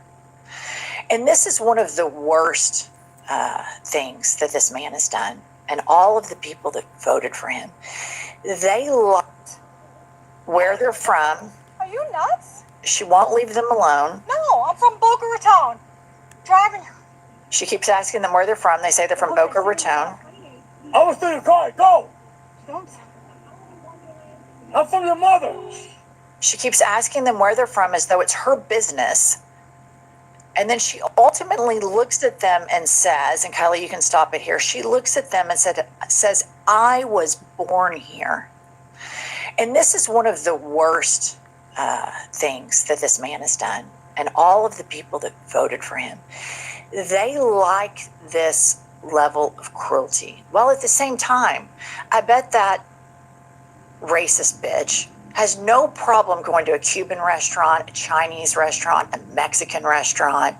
The cognitive dissonance and the hypocrisy and the cruelty that has come out of this administration to embolden these horrific white people that think they're better than everybody, that they have more of a right to America y'all than listen anybody with else y'all good does. ears. It's just one of the saddest offshoots of this administration.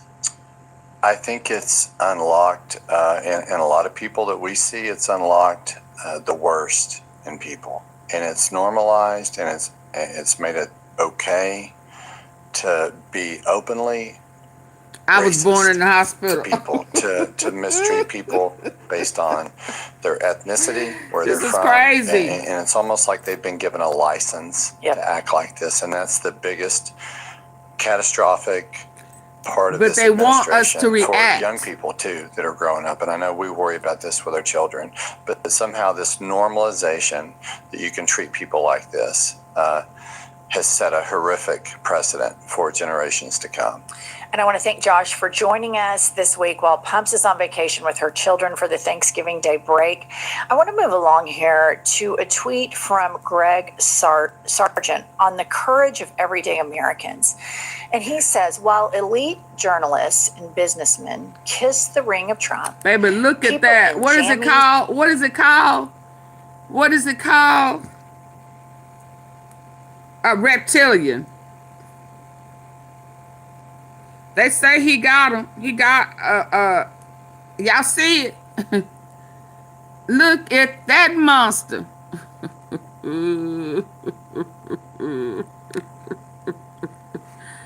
Look at that. Ain't it called reptilian? Look at that reptilian. Oh my. Oh my. Look at that demonic monster. It showed itself. It slipped through.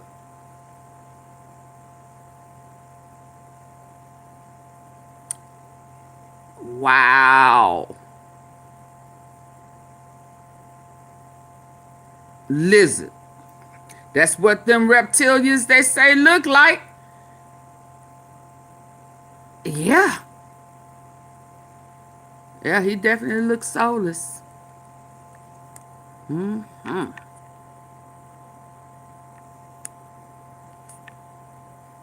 It's his fault. Journalists and businessmen kiss the ring of Trump. Wait. People in jammies and slippers. I went to horrific precedent for generations to come. And I want to thank Josh for joining us this week while Pumps is on vacation with her children for the Thanksgiving Day break. I want to move along here to a tweet from Greg Sargent on the courage of everyday Americans. And he says, while elite journalists and businessmen kiss the ring of Trump, he does. People in jammies and slippers confront ICE in the street. Fatilia. The courage of ordinary people has been stunning compared to the elite. And I want us to sit and talk about that for a second, because this to me is how you can show your biggest sense of shared humanity, is by standing with those who are picked on and marginalized and bullied. Like that woman was doing, that family that was just leaving a parking garage. Those people were American citizens. They just happened to have brown skin. And you have all of these elites, these billionaires that don't have to pay taxes in this country, that grift off of the working class, that go and kiss the ring to Donald Trump. Tim Cook has made, so much money from Apple, and he can't go fight for the people who buy his phones. He fights for this man who is using his Gestapo via ICE to kidnap people off the streets. And then everybody always wonders, like, well, where are the Proud Boys? Where are all of these right-wing extremists that the FBI was talking about, or America's terror group? They're all being employed by ICE now.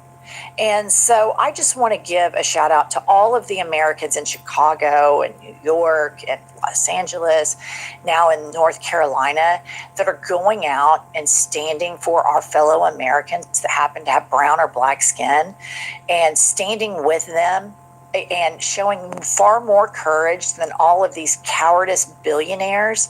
And I also want to remind people, and this is super duper duper important, the way we're all feeling right now, for the first time, seeing all of these people under attack, this is for the first time.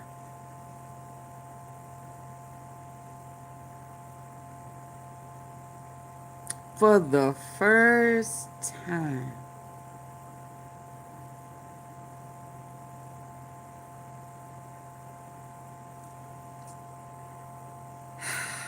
For the first time.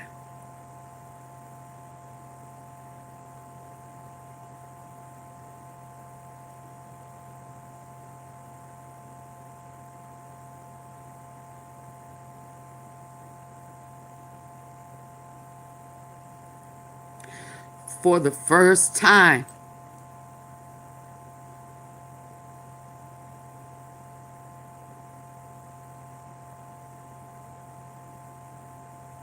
That's a hard pill to swallow.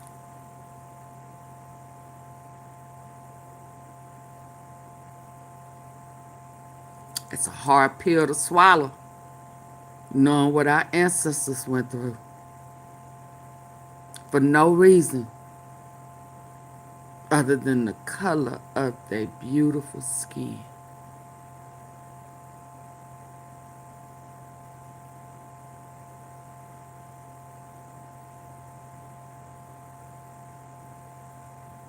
That's a hard pill to swallow.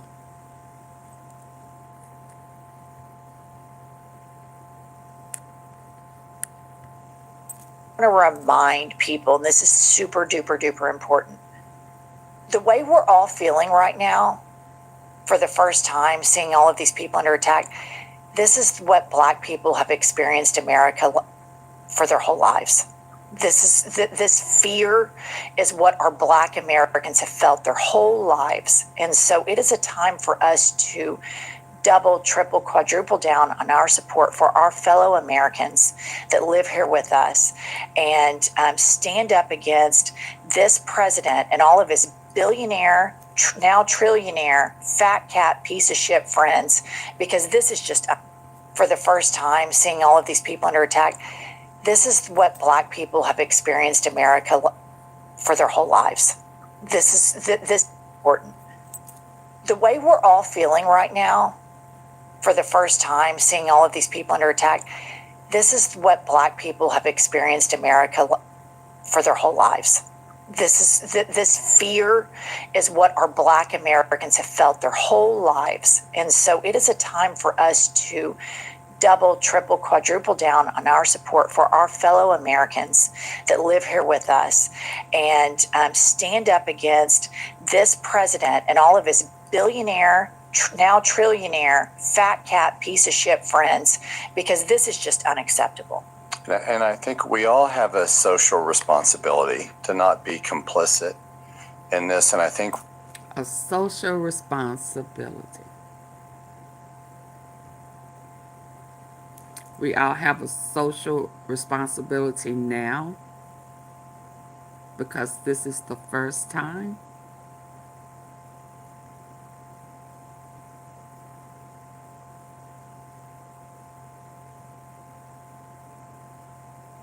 We've been having a social responsibility. It should have already been in place.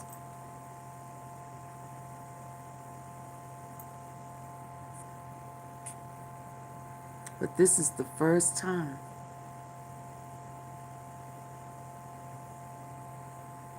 Hey, Mr. Way. Hey, everybody that has come in.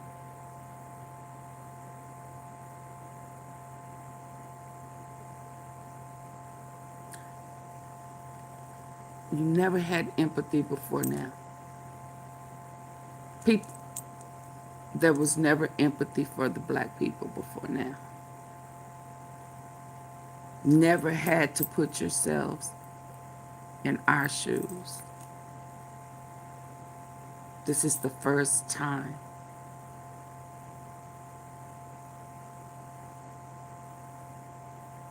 That the light bulb came on.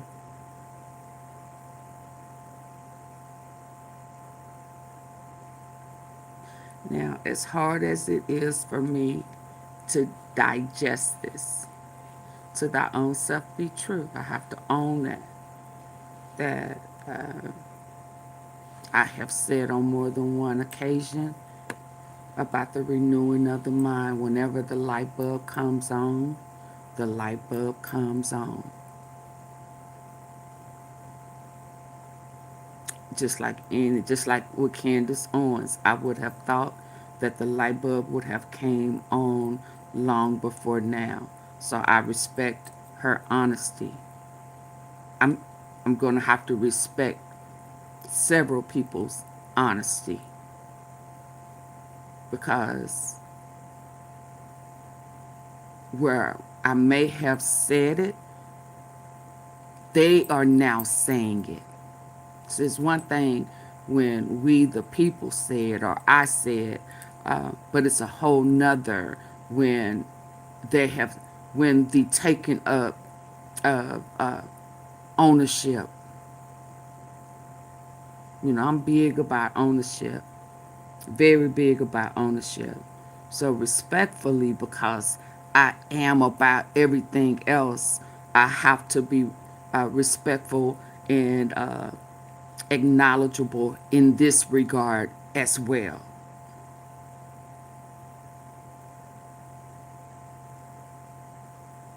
And we have to be thankful to God at whatever time or whatever situation in life allow you to see the errors of your ways and thinking,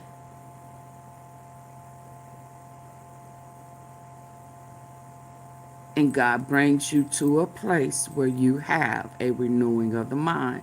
Because I say this here recently, that no man or woman stir up righteousness within their own self.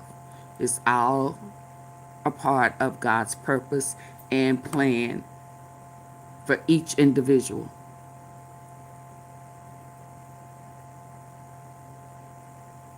No, I think Candace realized she was in a cult.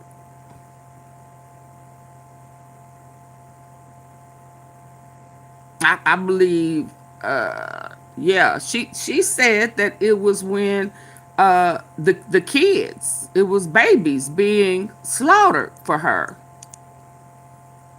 You know, I'm gonna take her at her word. I don't necessarily know if it definitely is about the black card and not. But whatever it was, she said it was about. She just could not justify in this cult, this religion, seeing the genocide. I'm a believe that. I'm a believe it. Just like I'm gonna believe these people who are immigrants are and being snatched up. That's when they light bulb comes on. I'm not gonna add to their story. I'm not gonna take it away. If her testimony is it was the kids, then it was the kids. Black people still need to do better. Black lives need to matter to black people first, and I'm a firm believer in that. So. Now, I'm not just going to talk about black people to, but I tell my people about themselves amongst ourselves. But black lives need to absolutely matter first to black people before we can expect for any other race to respect black lives.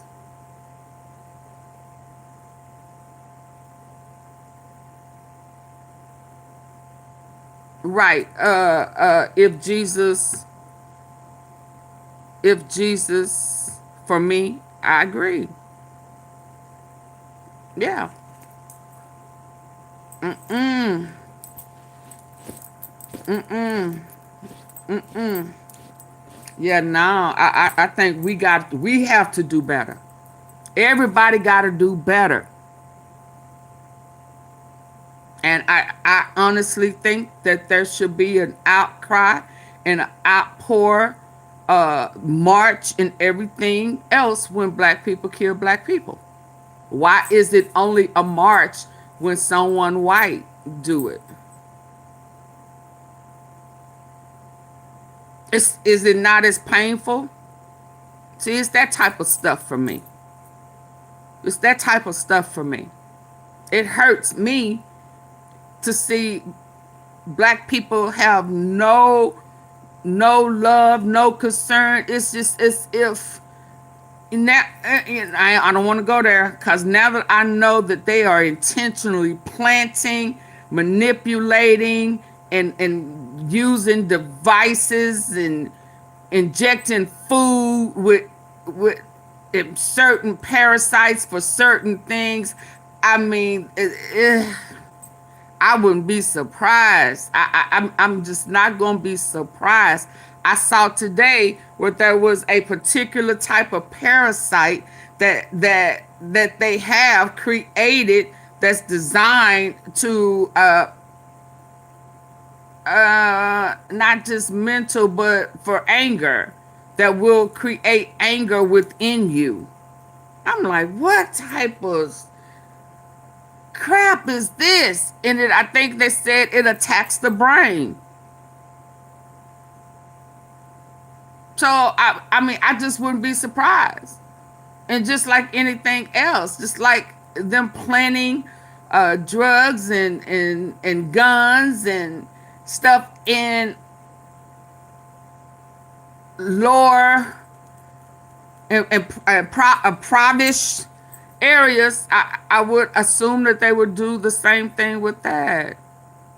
It's just blowing my mind, the intentional sabotage. I wonder why. Just wonder. If we just sit back and wonder why diabetes is not a white, everybody's disease. Why? Why? Why we don't hear about white people having diabetes? High blood pressure like black people. Why? And now we're finding out that it is primarily parasites.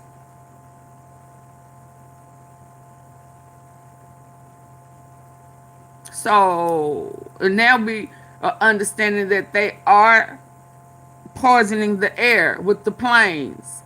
the water filters in the water. So is it manipulated for certain areas? We don't know. Because we just now, our blinders are just now coming off. We've heard everything in the world about poison in the food, and we still have not paid very much attention to it. We have heard for years about managed healthcare. Constantly, every time a new pill comes out, they get bonuses for pushing those pills. They will change your medicine in order to keep you sick. And I wish I could at least get my family. And if I can't even convince my family to do research on it, instead of just believing every time or running to the doctor, because the doctor has your best interest at heart.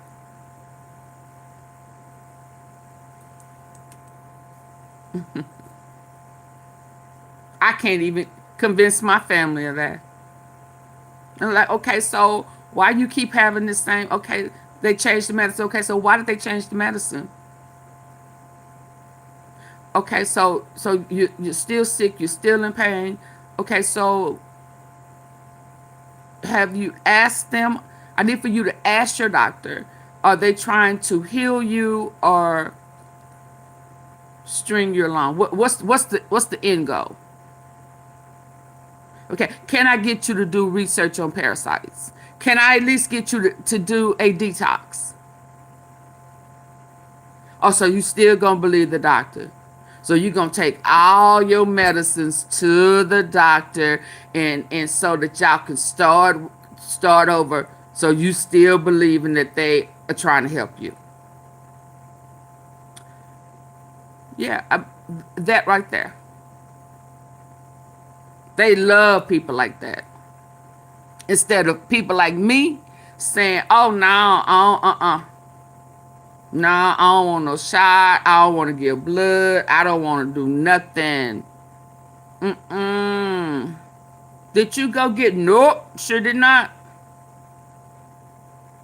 I don't want that. I don't want to take that. Why you don't cuss everything? I feel like if I do an exam, you're going to look to find something wrong with me, and then you're going to try to get me to go to another doctor, and then they're going to try to find something wrong with me. This is my conversation with the doctor.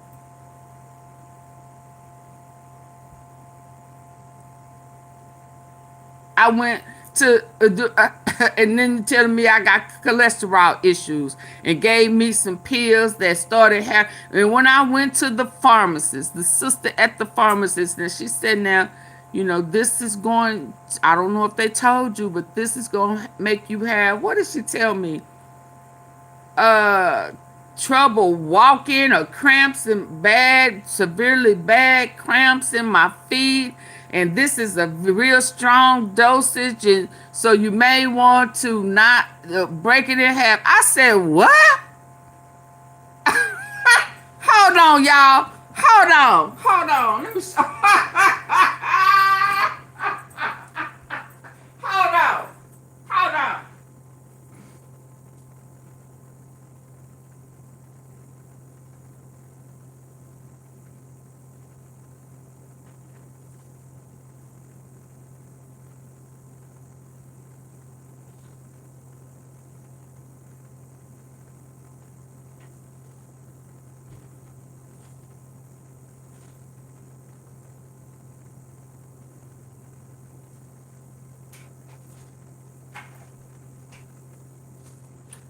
Said what? I'm looking for the date on here.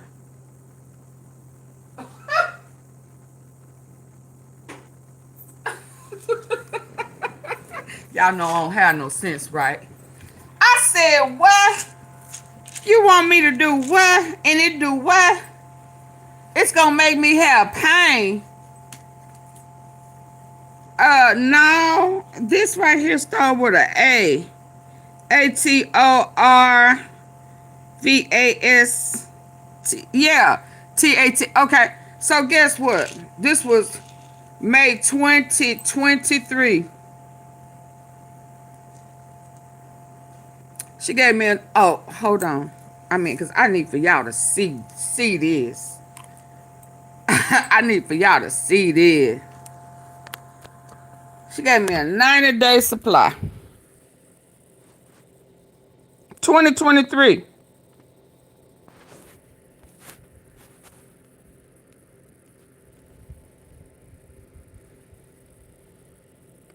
Y'all see how many I still...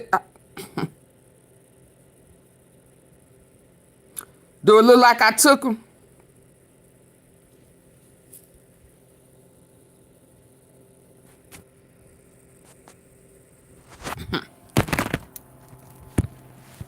I said, the minute I started feeling whatever it was that she said I was going to feel, that was it for me. And that was 2023. And you see, I still got them. Nope. Mm-mm.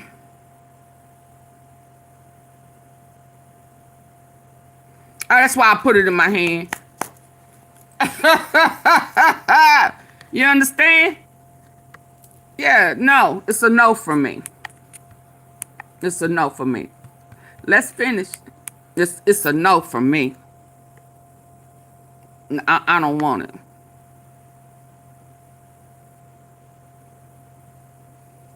Oh, you flushed? Yeah.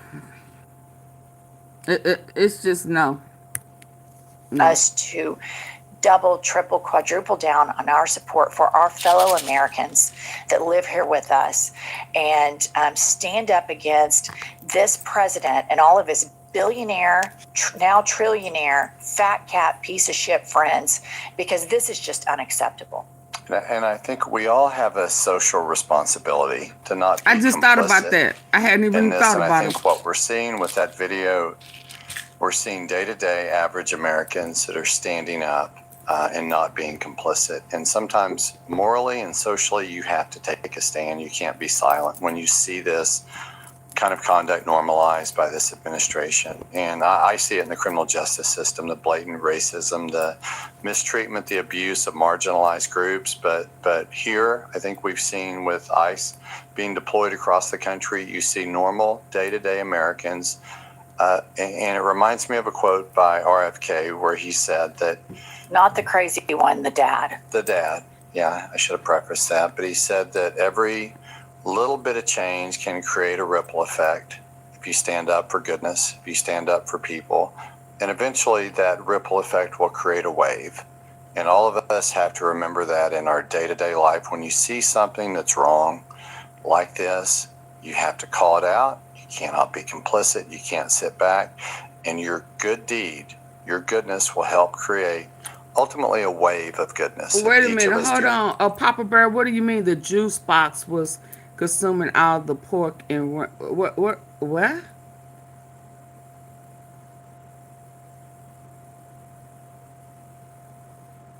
I think it's a big misunderstanding. Papa Bear, hi, I'm from Jamaica and that's what they're doing to my country over here. Oh, okay.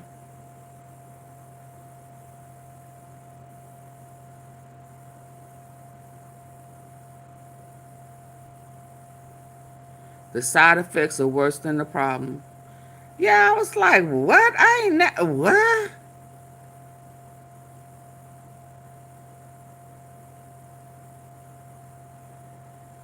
Oh yeah, no.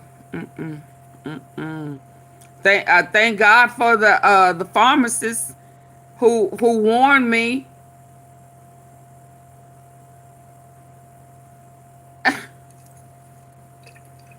Yeah, we just got to be mindful. We got to be mindful, and they are really trying to take people out. Yeah. Do that in our day-to-day lives. And I want to remind you that a lot of people will try to provide cover for themselves in daily conversations, and they'll say something like the following to me. Well, I'm really proud of your success. We just disagree politically. And my response is always, we don't disagree politically.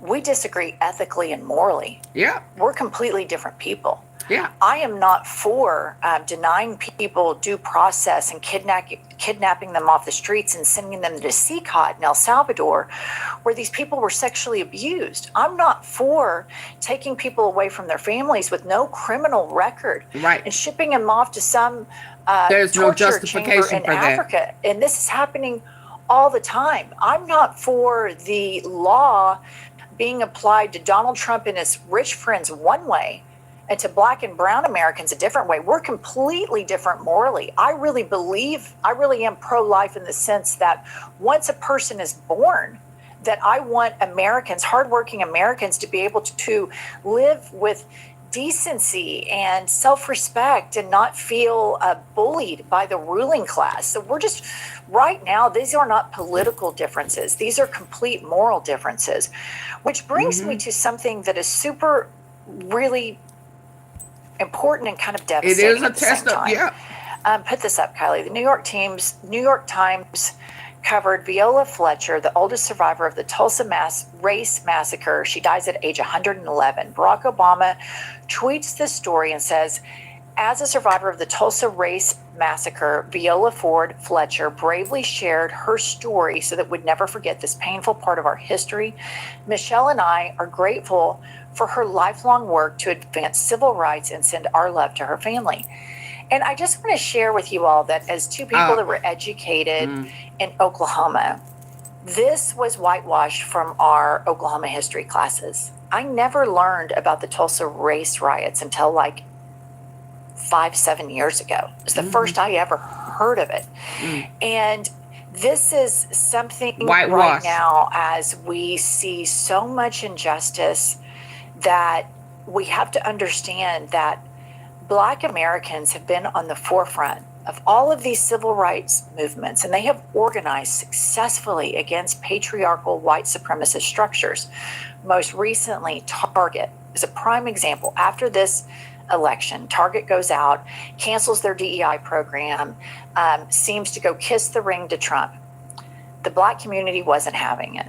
They silently and very expeditiously and brilliantly organized against Target. In a matter of 3 or 4 months, that CEO was fired and they lost billions of dollars. White Americans need to do a better job collaborating and partnering with Black Americans. They are our equal, and they are our brothers and sisters, and they have suffered so much.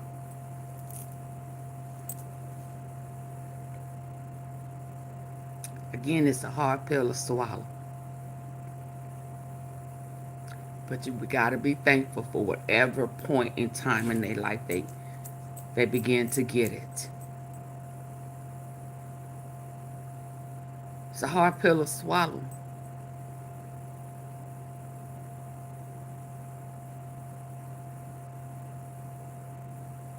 Oh, we see,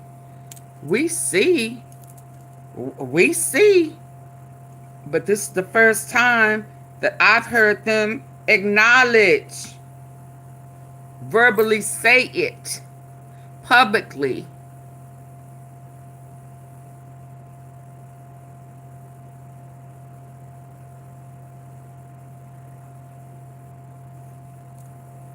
$2025 is I mean, I'm sure it was similar. It was unfamiliar territory. You didn't know nobody. You didn't speak the language, because you got a whole president that isn't immigrant, grabbing immigrants and sending them to foreign lands to be the same thing that happened to us, to them.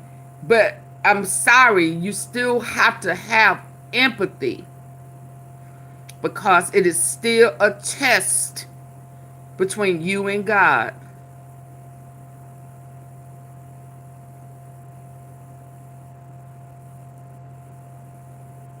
It is still a moral, ethical, it shows character, and it's about your relationship with God. So we can't toot a horn. We can't say, what's the word I cannot stand? I can't think of it because I don't like it. Because this is about you and God. It ain't necessarily just about them. And whatever time and circumstances that we have a renewing of the mind. Hey, Willie Spencer, it's still a renewing of the mind. But there are some of us who can have a renewing of the mind and will not give a testimony about it. Will not acknowledge it because of pride and ego. So I respect the ones who will verbally, publicly acknowledge that it was wrong. Never would have imagined that they could have been in circumstances anywhere remotely similar. I get it now. I get it now. It's just like what's going on in the world today. This would be my first time ever experiencing what we are experiencing now. And it is the aha moment for me. It's like, whoa, what is this? People just, whoa. President just corrupt and causing harm to U.S. citizens. Never ever experienced this in my life. And it has brought on a different type of awareness. So much so that I stopped everything I was doing online and turned around and focused here so that we could pay attention to what was going on so that nothing can just really slip up. Blinders off. Blinders off. Taking life for granted as freedom of speech. Never have our freedom of speech been compromised and so close to being outlawed. So this is a shakeup. God is just not shaking up them, shaking all of us up. Well, I care, Papa Bear. I care because I have young ones. I have to care. I have family that I care about like I care about myself. Yeah, I care enough about for my tea sippers to say, whoa, we got to do this together. No, we got to stay woke. We got to see what's going on. There's a shift in the atmosphere. And we got to be aware. Yeah. The devil is busy. So, I care. Because the devil's trying to manipulate in your face. And you have Netanyahu who wants to be pardoned, but also wants to trick Christians into a satanic cult. There is a mission of New World Government where they're trying to make you take what they're trying to give you. And next thing, it will be a stamp that has 6s in a cluster. So yeah, I care. And I don't just care for me. I care for you as well. We got to stop being selfish, people. We got to stop being selfish. And the minute we start saying that's what we get, that's what they get, then we'll have to be hit with something for being spiteful.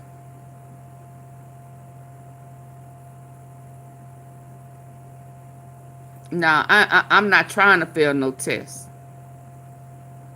I'm not trying to fail it. So I got to remain righteous. You know, I got to put God first instead of myself first. Because if I put myself first, I will be saying, oh, that's what they get. Yeah, no, I can't do that. I care. And I'm thankful that they are somewhat beginning to understand. Oh, but we finna see some that don't, though. Hold on, hold your wig. Hold your wig. Much at the hands of white oppression, and they don't have the benefit of generational wealth. And everything that they accomplish in life, especially in America, is far more difficult for them to find success than it is for a white person. And this is just very real, and it's important that we tell them we see you, we hear you, and we're here to fight against racism with you. And the best thing we can do is say thank you. The best thing, again, we would have rather it came sooner. But I respect that. I respect ownership.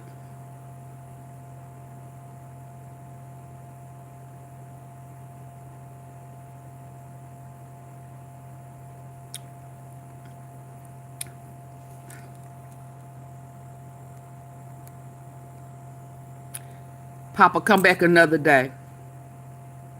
Come back another day. Because you still got the devil playing in your ear.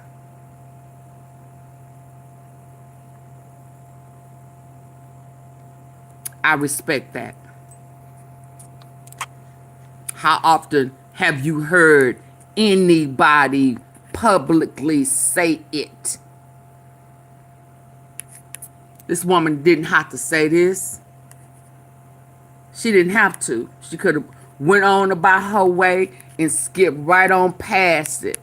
Nah, I'm going to acknowledge that she said it, and I appreciate it. I appreciate it. Suffered so much at the hands of white oppression, and they don't have the benefit of generational wealth. And everything that they accomplish in life, especially in America, is far more difficult for them to find success than it is for a white person. And this is just very real, and it's important that we tell them we see you, we hear you, and we're here to fight against racism with you. You're valued. You matter. And they did. They did. See, you know, let me tell you what I hear when I hear this. And I don't know why it's hitting me. You know, let me tell you who I hear. I hear myself. I hear myself when I validate victims when they come over here.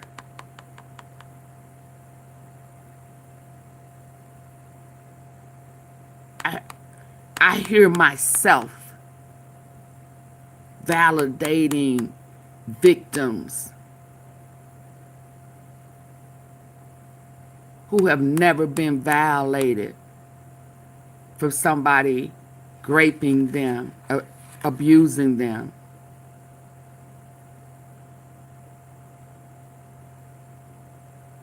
That was validating for me.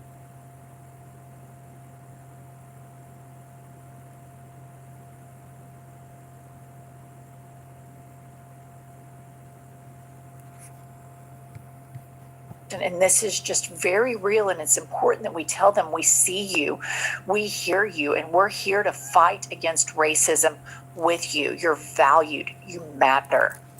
And they did. They did in the state of Oklahoma completely whitewash the history of the Tulsa race massacre. And, you know, the more that I've learned about it, it was basically the destruction of a location of Tulsa, basically a systematic plan by the government to go in and set fire to the black community. Which was very successful. Very successful. And they eventually, the name of it has changed to a massacre and not a riot. Right. Because people have become educated about what happened. But for us to sit here and act like we in any way can understand the pain or plight of African American people or other marginalized groups would be somewhat disingenuous, because we don't know the pain that they've had to suffer and the difficulties they've had to rise up. But it's important for us, like you said, to see something like that, to honor it, to show that woman and her family respect for what they went through, and do everything within our power to change the system of government and make sure that we're not complicit in any form of racism against any person. in this country. Yes, and it's important to notice that that should have been generational wealth. They had a black Wall Street. They had built a safe and, albeit they thought it was safe, and productive community, and white people wouldn't allow it because of racism. Just like at the top of this video, that white woman wouldn't allow that Hispanic American family that lives in Boca Raton to exit a garage. And this type of injustice and this type of cruelty is something that, as Josh and I as white people, have to call on other white people to join this fight with our fellow Americans that are black and brown.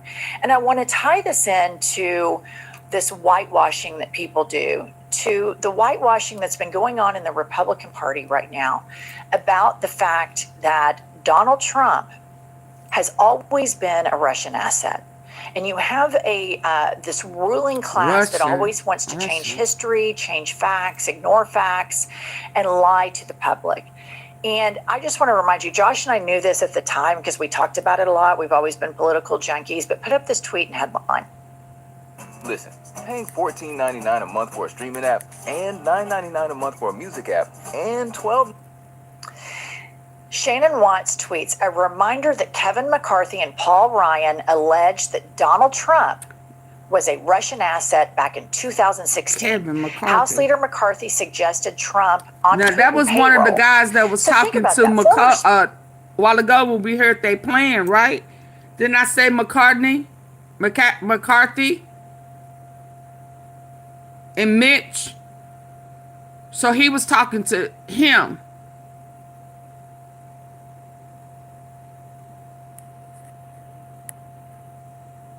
About they playing with the kids. That's him. Okay.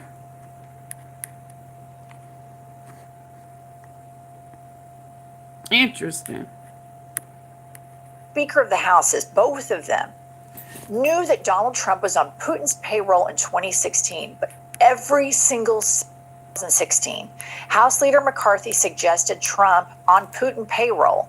So think about that. Former Speaker of the Houses, both of them, knew that Donald Trump was on Putin's payroll in 2016, but every single sitting Republican right now whitewashes it and ignores it because they prefer money and racism over the truth. This type of protecting white men is directly linked to the racism that we exposed further. Why does this man get away with it? Could you imagine if Barack Obama, the black president, if anybody even remotely suggested that he was on Putin's payroll or had given somebody named Bubba a blowjob and Putin had information about it? Can you imagine how the white ruling racist class would have treated that, considering how they treated him when he wore a tan suit? I can't at all. And I remember you and I discussing specifically that quote and how it was an off-the-cuff recorded conversation. It wasn't planned. Nobody knew they were being recorded. It was a very candid admission by both Ryan and McCarthy that hey, this guy's got to be compromised by Russia. There's no other way that you could explain basically why he does what he does. And also, it sort of irks me that they've known this. Both of them have chosen to just get out of government, but they've done nothing to sort of advocate a path of correction here. To sort of their country they claim they love. That's right. They've just exited and probably made millions of dollars in the private sector without any sort of social responsibility to bring attention to this problem and try to correct it within their party. And the inherent racism in that they will protect a white man who is a traitor to his country, who is selling American interests down the river for Vladimir Putin because he's white and rich, but they would never, ever, ever do such a thing for a black man. So all of these things and this covering up for Donald Trump is the preference of the ruling class to uphold white supremacy. And I want to leave you with a tweet by one of my favorite people. She is historian Ruth Ben-Ghiat of NYU. And she says, "This is what I mean by moral collapse." Tucker Carlson asks Witkoff, "What do you think of Putin?" Witkoff responses, "I like him. I thought he was straight up with me. I don't regard him as a bad guy." This is a guy, Putin, who is a war criminal, who kills the opposition in Navalny, murdered the opposition who was going to come unseat him, murdered him, throws oligarchs out the window. And we have this dipshit, this racist dipshit, Steve Witkoff, who was bought and paid for, obviously, by Vladimir Putin, who is obviously bought and paid for Donald Trump. And these white guys get away with this I understand blackmail, but I understand blackmail, but that means that you put yourself in a position that somebody could gather intelligence on you to hang over your head. And I know that somebody is going to say, yeah, but they all do that. Obama didn't give them nothing to blackmail him over.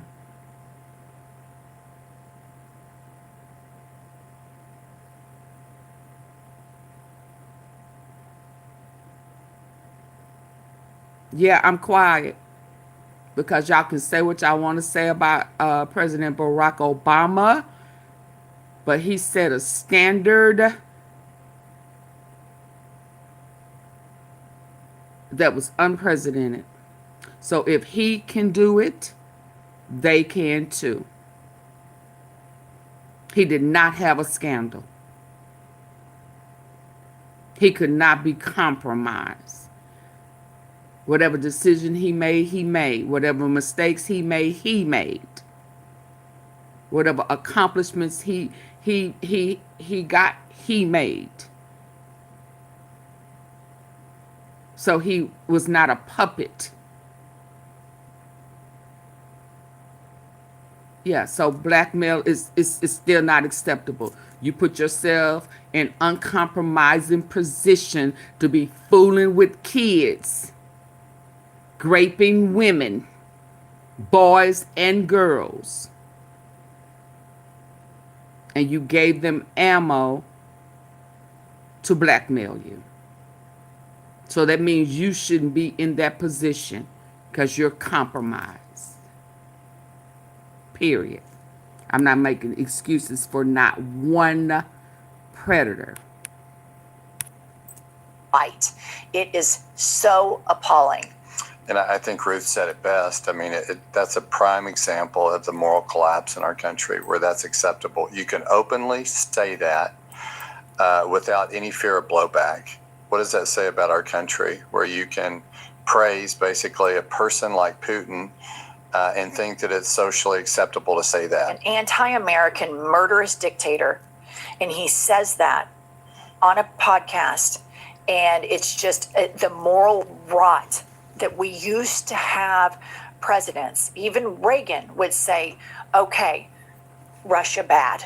That's right. You know, this is completely new that we have American president and American leadership that provide cover for anti-democratic, anti-American despots around the world and actually favor them and collude with them. It is a very new thing in America. All right, that's all we have for this episode. Thank you, Josh, for subbing in all week for Pumps. Please. Okay. Unfamiliar territory. It's a lot going on that we're just not familiar with. It may not necessarily be the same things, but it definitely is new things. This is just unfamiliar territory. And so like what we think is normal, what we take for granted as normal, it is absolutely being compromised. It's being compromised for real. Let's go. Oh, my energy bill dropped from $150 I need for y'all to get the likes up. Double tap the face of the screen. I've been on here 2 hours and 33 minutes. My likes should be well above what they are. I know that there have been people come in, leave, people come in, go. I understand, but I still need the likes up. I still need the likes up. Double tap the face of your screen. Just 1, 2.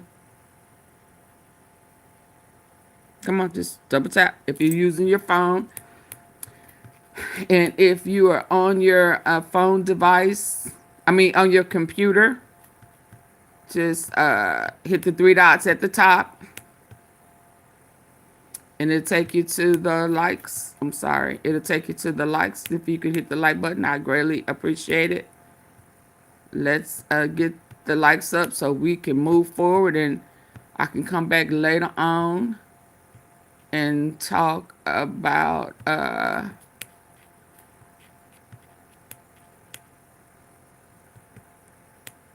girl. Hold on. With a twist.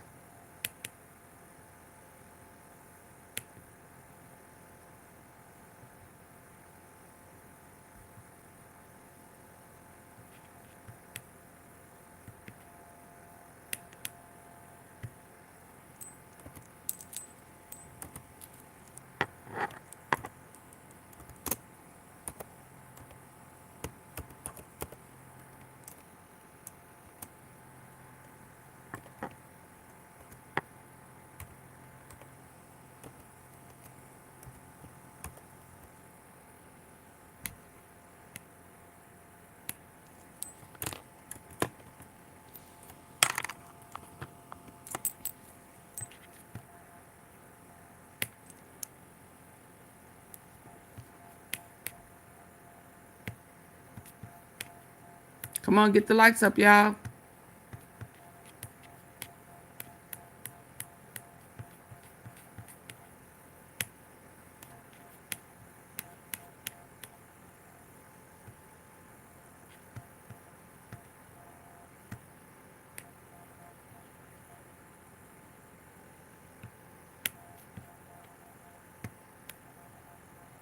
Double tap.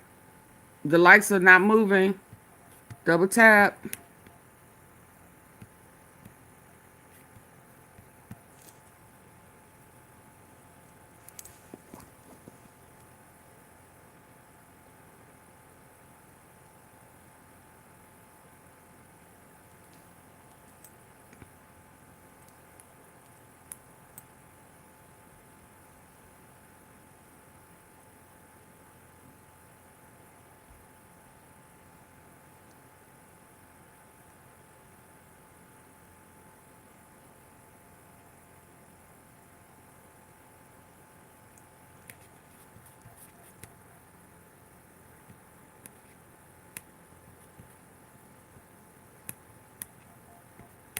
Only 2 people hit the like button.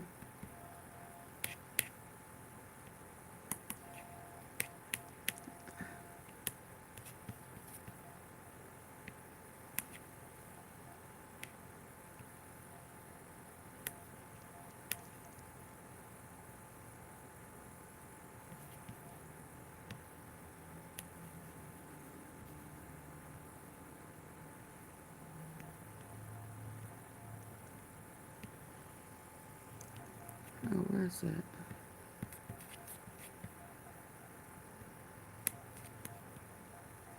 Let's go.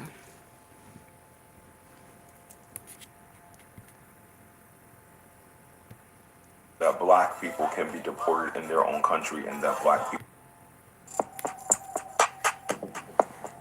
Latinos have to be more delusional than J-Lo thinking she's really Selena to believe that black people can be deported in their own country and that black people are immigrants. Are you people insane?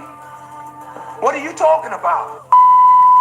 Through my short tenure on this app, having conversations with people throughout the diaspora and people from around the world, it has come to my attention that many do believe that black people are actually immigrants in the country that we hail from. This is why we get hit with, where are you from? And when somebody says Georgia or New York or Detroit, they're like, no, where are your parents from? And I'm like, New York. They don't get it. And it's like, you arrived here as an immigrant and you think America is a white country. America's never been a white country. America has always been a multi-ethnic country in which white people have been the majority of. Never been a white country. So you don't look at a black person or a native person and be like, oh, you're really American. That's just the reality of this country. We'll always say the only real Americans in this current iteration of America we have are white people, black people, and Native Americans, because those 3 people have been here since before the inception of America and during the creation of America. Everyone else came after. All the other European immigrants came through Ellis Island. The Italians, the Polish, the Jewish people, the Greeks, all of those people are later additions. We've been here since before all of them. So how can a black person be deported? I would implore you to actually know the history of the country you're living in or trying to occupy, and before you speak to someone who is actually a descendant of the people who have been here since he was going to say slavery. Do better. Do better. This is a sad attempt at you trying to force my hand to support Latinos because what's happening right now. I do support everyone, but to say a comment like this is dumb because black people cannot be deported because we're from here. Now, can other black immigrants be deported? 1,000%. I have family that can be deported because I have family from all around the world, but I'm American. But that's a different conversation in terms of identity politics and how Afro-Latinos or Caribbean or Africans identify in this current phase of America. Latinos are the ones that are being targeted right now. Asians are the ones being targeted right now. And Latino people have a history of anti-blackness and a history of colorism within their community. You guys are racist towards your own dark-skinned people, your own black people. So you have to stop looking to black people for like unwavering support, and then in the same sentence be like, well, you're next, or you're ghetto, or you're this. And it's like the underlying tones of racism and threats that you guys put in your messaging aren't helping your cause. They aren't helping your cause. When your kid is sick, there's a weight you carry. For a moment, we carried it together. This is a true story. I think it's very unconventional, but we met online during the pandemic. And hi guys, welcome back to my space. If you are new here, subscribe. Today we are diving into a wild conversation going viral online. Apparently, some Mexican just found out that black Americans are not immigrants. That means they can't face deportation. And now they are fuming for that. But what got me they are fuming for is that when they are learning the history behind it. Fuming. So, let's get into this video, react to it together, and break down the real story they clearly never got taught in school. They didn't get taught in school. Let's roll. African American community is the only community that has the power in this country to change anything. They are the only one with the experience of civil matter. They are the only one que tenían el esclavo ahí mismitico. They are the only one that are not going to get deported anywhere, and you cannot put them all in jail. So African American community. Say what now? Say what now, señorita? That means. Wait, say what now, señorita? Margarita? What? Say what? African American black people are what? That's civil matter. They are the only one. That say what? Oh, let's go, señorita Margarita. Country to change anything. They are the only one with the experience of civil matter. They are the only one que tenían el esclavo ahí mismitico. They are the only one that are not going to get deported anywhere, and you cannot put them all in jail. So African American community, which is a community that is stepped on by Cubans, the most are the only ones that are going to save the Latinos. And I clap for that. That has been stepped on by Cubans. Oh, y'all, what is going on? The revelation of it all. Oh, Lord. She said black people are the only ones that can what? Save you Latinos. So they done all had a powwow behind the scenes. Oh, Lord, let's go. Country to change anything. They are the only one with the experience of civil matter. They are the only one que tenían el esclavo ahí mismitico. They are the only one that are not going to get deported anywhere, and you cannot put them all in jail. So African American community, which is a community that is stepped on by Cubans, the most are the only ones that are going to save the Latinos. And I clap for the African American community that has not come out because it is not. I do. We didn't do shit for them. I get it. But I don't. Me and you support, but but in masses, we didn't support anything that was going with them. Latinos look at Cubans specifically. I'm not gonna talk about any other community because I'm not part of that community, even though I'm a Latina with them. Cubans talk shit about African Americans. Cubans did not support African Americans. Cubans think that they all victimize themselves, that all of this, all of that. African Americans are the only ones that are going to save your asses. Like, so you better start kissing. If you're gonna kiss some ass in this country, you better kiss some black ass. Y'all thought we was immigrants? So you mean to tell me y'all thought we was just over here chilling?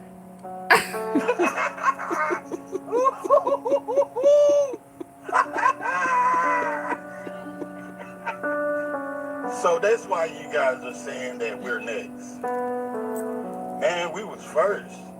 We was first. Still ain't stopped coming for us. So, hey, just don't worry about us, man. We gonna take care of us. Yeah, we good. Y'all take care of y'all, man. Yes, they did. Don't know how y'all look at us, man. And don't try to say that it's not that way, man, because we know it is. We know it. Man, stop trying to convince these people that we need to stand together and all that. They ain't trying to hear that shit, bro. They've been betrayed so many times, bro. 1877, after federal troops pulled out of the South, bro. Betrayed. 40 acres and a mule, betrayed. You feel me? Jim Crow, betrayed. Redlining, betrayed. Every promise that this country has made to them has been a false promise. And now we need y'all to stand with us while we march. Leave them people alone. They ain't trying to hear that shit. They ain't trying to hear that shit. Because they know how prevalent racism is in our community. And they know how y'all talk about them when they ain't in the room. And they know that now y'all got y'all N-word wake up. Didn't y'all? Y'all got that Paul Mooney N-word wake up call. And now y'all want to scream unity and solidarity.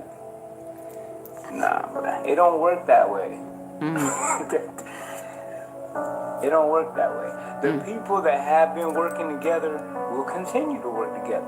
The people that have empathy for your plight and your situation will continue to have empathy for your plight and situation. But don't try to convince people to come join your side. Like,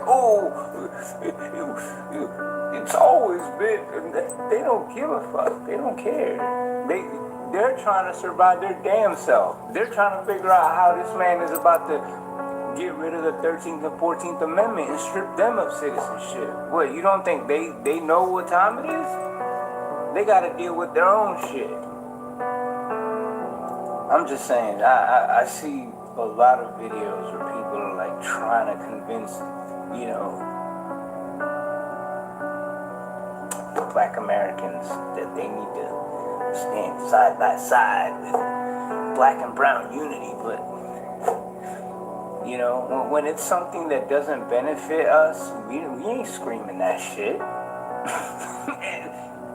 Yeah, get mad. Go ahead. You know I'm fucking right. I don't have no hate towards y'all at the end of the day, man. It is what it is. It is what it is. Mexican American. Yes. What do you think about Trump's border policy? I love it. I'm 100% for it. Do you know anybody that crossed the border without applying for green card? Oh, yes. Unfortunately, I have family members that did. Cousins, nephews, nieces. Because those people might be deported if Donald Trump wins. That's okay. How long have they been here for? Years, like 20, some like 30 years. And so you think the members of your own family who've been here for 30 years should be deported? And what makes her think she's not going to be deported? They can be deported, but they can also apply to come back again to the United States, but do it the right way. How do you think they would feel about you saying that? Oh, they would be very angry. They are angry at me right now. They don't talk to me because I support Trump. It's lovely to meet you. Thank you so much. You too. Thank you for what you're doing. Thank you. Okay. We've been making these films. She don't think it'll hit her. I don't think I've ever heard anybody say that. She don't think it would affect her. This issue has become and how fast the the right this party has got. We have seen one estimate that says it would cost $88 billion to deport 1 million people a year. I don't know if that's accurate or not. Is that what American taxpayers should expect? What price do you put on national security? Is it worth it? Is there a way to carry out mass deportation without separating families? Of course there is. Families can be deported together. I use PayPal to buy this ticket. I'm paying it off over time. No fees, no interest. You know what else has no interest? All right, Latinos, mi gente, we need to do better. I need you to watch this video all the way through because it's important for everyone, no matter what background, no matter what you believe. I need you to watch this. A few days ago, I made a video about unity. You can go look at it. It's called We Are Stronger When We Unite. And the overall message of that video was if all of the minorities, especially particularly the black community, if we came together with Latinos, just how powerful could we be? What are did he things say? that we could change? What is the impact that we could create? What did he say? I was coming from a, hey, if we... Did he say African Americans, if we come together? Is that what he said? You to watch this video all the way through because it's important for We. everyone, no matter what background, no matter what you believe. I need you to watch this. A few days ago, I made a video about unity. You can go look at it. It's called We Are Stronger When We Unite. And the overall message of that video was if all of the minorities, especially particularly the black community, if we came together with Latinos, If we came how together with powerful could Latino. we be? What are the things that we could change? What is the impact that we could create? I was coming from a, hey, if we unite, we can do a lot. And the black community showed up and they had a lot to say. And it wasn't great. But I'm thankful because they clarified that in my message, I missed very important context that changes, or more so, speaks to the truth of where we're at. We are in a very important place in history. We are in a position where how we organize the things that we do now, today, tomorrow, in this administration, is going to determine a lot. Go back, look through my video, watch the comments. But if you notice, the overwhelming numbers that you'll hear is 92%. 92% being the amount of people in the black community who overwhelmingly voted for Harris. Now you compare that to the 46 to 52% of Latinos that voted for Trump. I was asking for them to come help us. And their response was, first of all, we've been doing this a lot longer than you. But second of all, you can't even help yourself. Why would we come and help you? And after reading through 150 plus comments and responding to most of them, it really dawned on me that they're right. They have been organizing and fighting and responsible primarily for the progress of this country for hundreds of years. And for us Latinos, we can't even get our house in order. We can't even agree on who we should vote for and who has our interest in mind. And not to mention now with these protests, I'm seeing people burning American flags. Why would you burn the flag of the country you're fighting so hard to stay in? Why? We are proud Mexicans, we are proud Latinos. I understand the flags because it represents who we are, but we should also be flying American flags because this is our home. This is my home. I've been here for 32 out of my 33 years in life. It is not us versus America. It is us fighting for what America is for us. And it is us learning to unite and support each other and organize. we have a lot of work to do. We have a lot of conversations that we need to have, and we need to unite and organize and do a better job of moving in the same direction, moving in the direction that is going to be good for all of us. So a lot of the comments were, don't come and ask us for help. Take care of your own house. Figure out what y'all got to do. This message has to be for you. And it was hard. It was hard to read through the comments. It was hard to comment back. It was hard to hear it again and again and again. But I'm so grateful for the Black community that showed up and had this discussion, because they're right. And you know what? We do need their help, but we need to learn how to organize the way they did. Instead of asking them for help because we're the ones in trouble now, we need to learn how to organize ourselves. And more so, before we can ask anyone else to jump to our aid, we need to learn to jump to our own aid, and we need to learn to be there and support other people before we ask anyone else to come help us. Absolutely. So for all of the people who commented, we're sitting this one out as a Black community, y'all figure it out, I get it. And I think it's right. I think it's right, because we as Latinos, we have to do a better job of supporting each other. We have to do a better job of organizing. We have to do a better job of proving that we can unite and we can organize under a common cause. And not just because we need it, but because it's good for everyone. And when our Black brothers and sisters are there and they're going through it, we have to show up for them. Unity starts with us setting the example. Hey, Christmas shoppers. Want to save $150 on your next purchase at Shields? From now until December 1st, enjoy $150 off when you're instantly approved. And use your Shields Renewing Visa of at the checkout. mind. Apply online or at your local Shields. Happy shopping. Bipolar Because 1 of the can renewing overwhelm of the your mind. mind. Sometimes depressive lows. It starts with us making the changes that we need to make in order to help ourselves.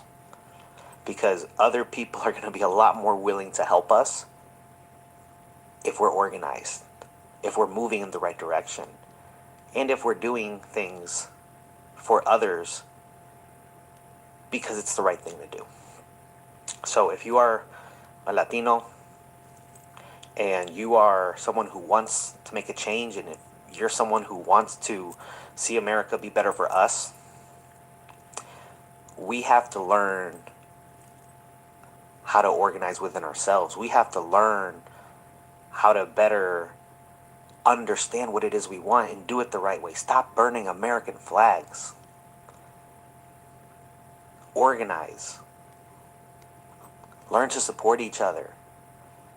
Don't vote because the things that he's saying, the hateful things, the hateful rhetoric doesn't apply to you. Don't vote for just what's good for you. Vote for what's good for your own family, your own loved ones, even if you don't have any family that's undocumented. We have to come together and we have to learn that until we are voting for an America that is good for everyone, it's not going to be the America that we want to live in. So yeah, I learned, and again, I've said it before, but I'm grateful. I'm grateful that I made that video. I'm grateful that I had so many people reach out, and you know, the love and support from that community that I felt once we had conversation, once people DM'd me and we had a chat, it was incredible. They've done so much for all of us that we don't even notice. We've benefited so much from the Black community and all of the effort that they've put in to make this country one where people like us are more accepted. It's our turn. It's our turn to lead the charge. And not just because we're the ones being attacked right now, but because we have the numbers, but because we have the power. And I think once we learn to organize, once we learn to row in the right direction, to take the charge in fighting for everyone's rights, then the black community and every other community is going to be much more open to unifying with us. It may take time. We may not agree. We may not get a lot of this right, but I think we have to want it. And I think we have to step out of our own personal bubbles and step out of this, not my battle, not my fight, because it is. So, to all of those in the black community who saw my video, who commented and said, take care of your own house, talk to your own people, I appreciate it, because I think that's what we need to do. So this is for the Latino community that cannot understand why black people are not coming out to help for protest marches or anything else under the sun. I'm going to give you a scenario, because maybe talking about politics gets your emotions too riled up for you to think straight. Maybe just coming from the black perspective, you're not seeing that quite clearly.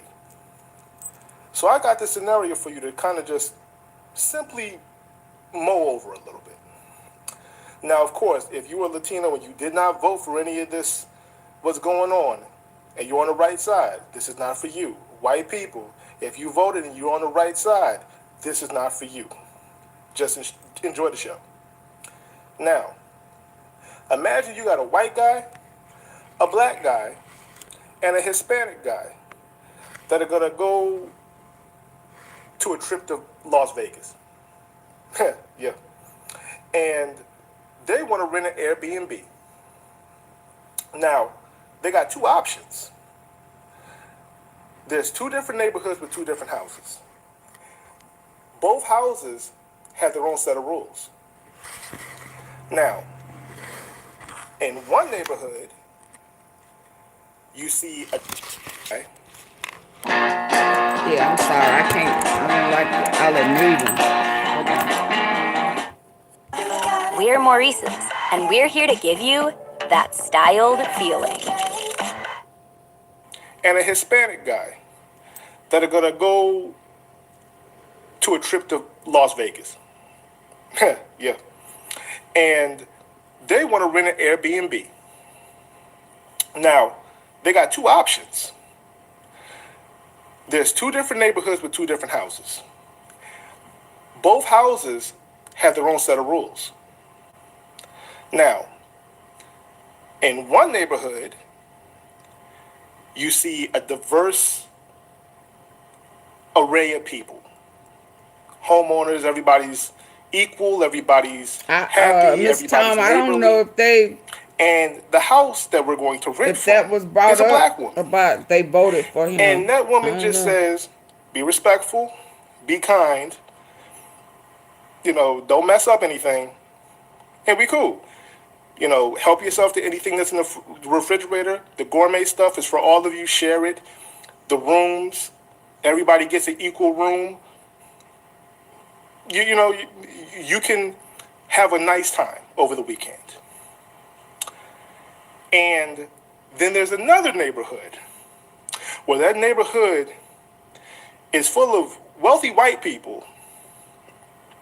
And you might see like that black rickety house on the end that the black people stay in, and that other rickety house on Miss the end Tom, that was Latino black people who in. voted for him too. And the house in that neighborhood is owned by a white dude. And his rules are, Latinos are not allowed in my house. Black people have to sleep on the floor and eat the scraps. And the white people get to stay in the master suite with the jacuzzi and eat all the gourmet food. Now, for common sense, people with common sense, you would think that was a no-brainer. But let's just say that the white guy Thank you, Naturally sees Norland, the opportunity to for the have better hearts than and the rest, flowers. right? And so he goes, oh, I like the house in the white neighborhood. Us, we're going, hell no, we ain't trying to sleep on the floor. We want to be equal too. And we don't want to eat scraps. That's not cool and that's not fair. And on top of that, they can't even come in the house. The Latino guy is going, yeah, I can't come in the house. But the white guy goes, hey, no, he doesn't mean all Latinos. He just means those certain Latinos that are, not that cool. But you're cool. If you vote with me to get this, I'll make sure you'll get in the house. And I'll make sure you get a master suite. Played and in the then face. we're going, he's lying to you, don't do it. And you fold and you go, yeah, okay, yeah, we'll do that. Right? And we're just, oh, shit. So we go to the white neighborhood with the White House, and now we come up with our bags. The white guy opens the door, he's a let in. We're coming to the door, we're let in, but they tell us go to the basement. They stop the Latino man at the door and say, do you see the rules up there? No Latinos allowed. You look up to the white guy. Hey, what about us? I don't know what to tell you. As he proceeds up to the master bedroom, eating caviar. Now, your ass is sitting outside for an Airbnb you paid for or helped pay for. We're in the basement, cold as a motherfucker, with barely any food, and he up there living like a fucking king. And now you're looking in the window of the basement. Boom, boom, boom. Hey, you're not gonna come out here and help me. We tried to tell you not to vote for the Airbnb that was going to screw us over. And now you want me to come up out of the small fraction of shit that I got when we all could have been living right, we all could have been having a fantastic vacation, because you thought that white guy was going to take you up to the master with him while we slept in the fucking basement. Well, guess what? We ain't outside. And that's reflective of what's going on now, because we ain't outside. Just thought that would help. What do you mean y'all thought we were? Oh, wow. Y'all thought black people, black Americans, African Americans, blacks, us, were immigrants.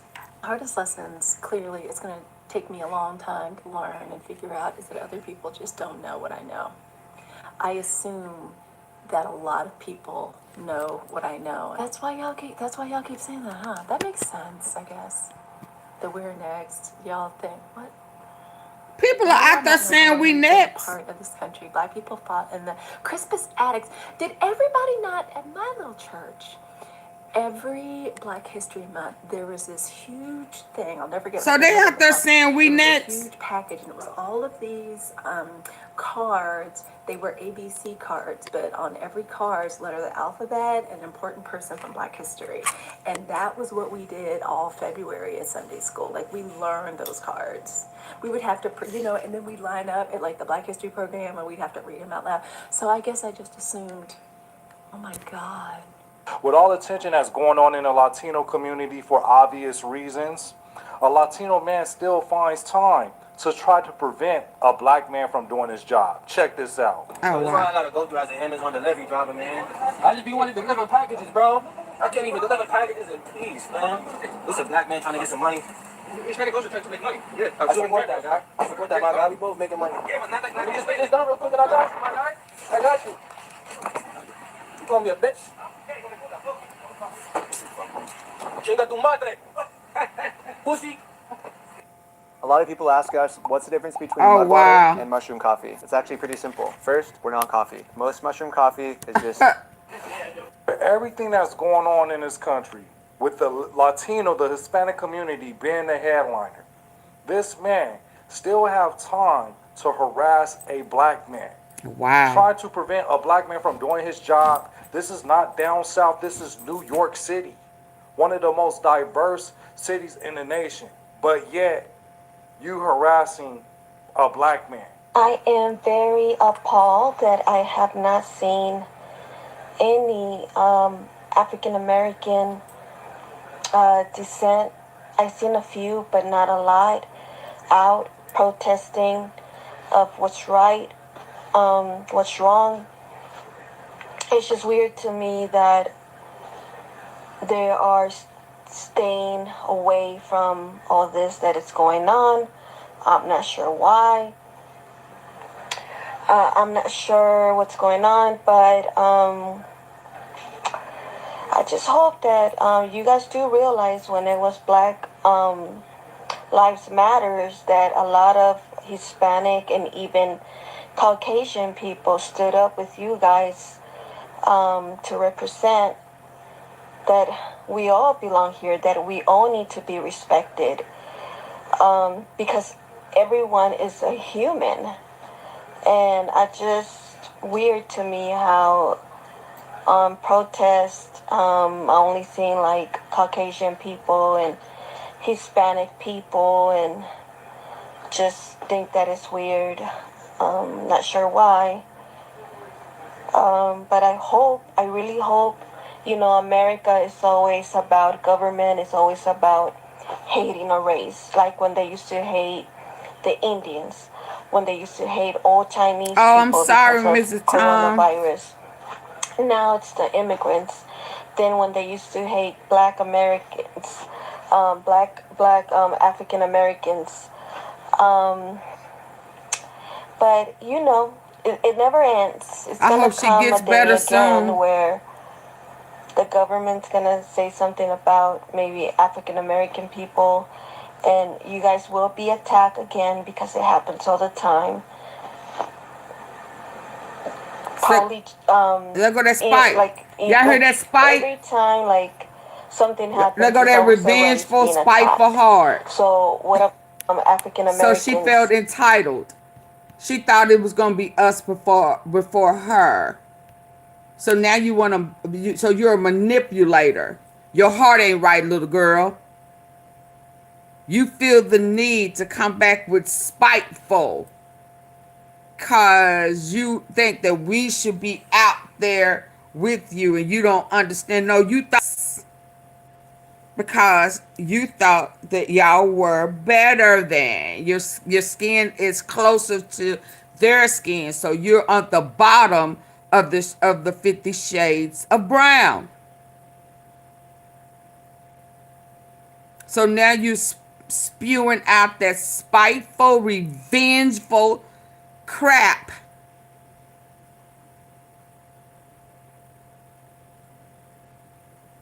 So you have integrity and character problems, moral problems.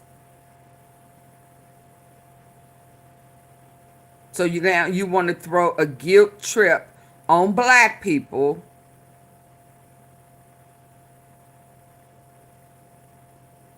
because your people are going through it now. So let me say this to you, little girl, for the people who have that mindset. We have paved the way. Look at Black history and do what we did. Just mimic what we did. We've paved the way. We've paved the way.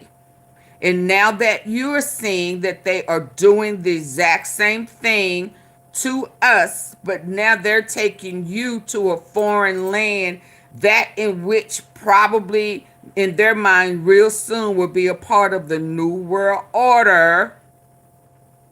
And when all the dust settles, y'all will already be in place and conditioned the way we were when they brought us to the U.S. They brought us to the U.S. and then now they're taking you out of the U.S. and going to foreign land. But before us Black people get too cocky, remember AunTeaFee has been saying for a while now that the goal is a new world order.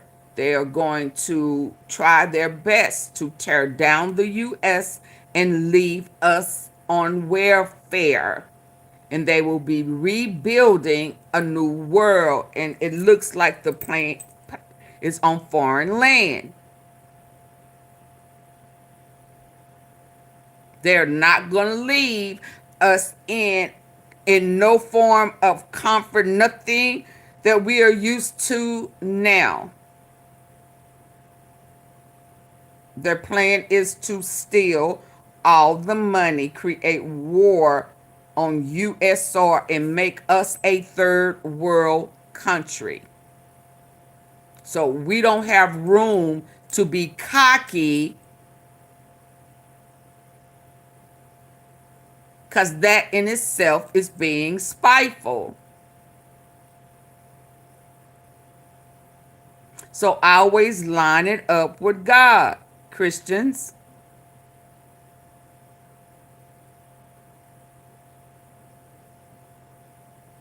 Remove ourselves and line it up with God.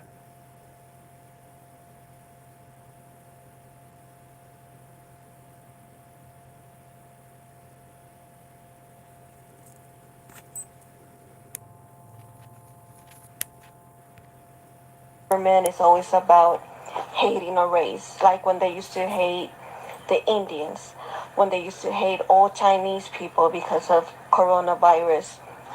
Now it's the immigrants. Then when they used to hate Black Americans, black African Americans. But you know, it never ends. It's gonna come a day again where the government's gonna say something about maybe African American people, and you guys will be attacked again because it happens all the time. Probably like every time like something happens, it's always a race being attacked. So what I'm trying to say, but one thing is for sure, we are stronger than you. Our race is stronger than all of them. And smarter.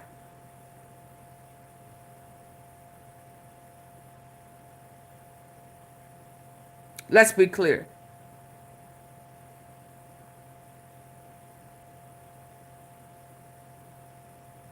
We have paved the way.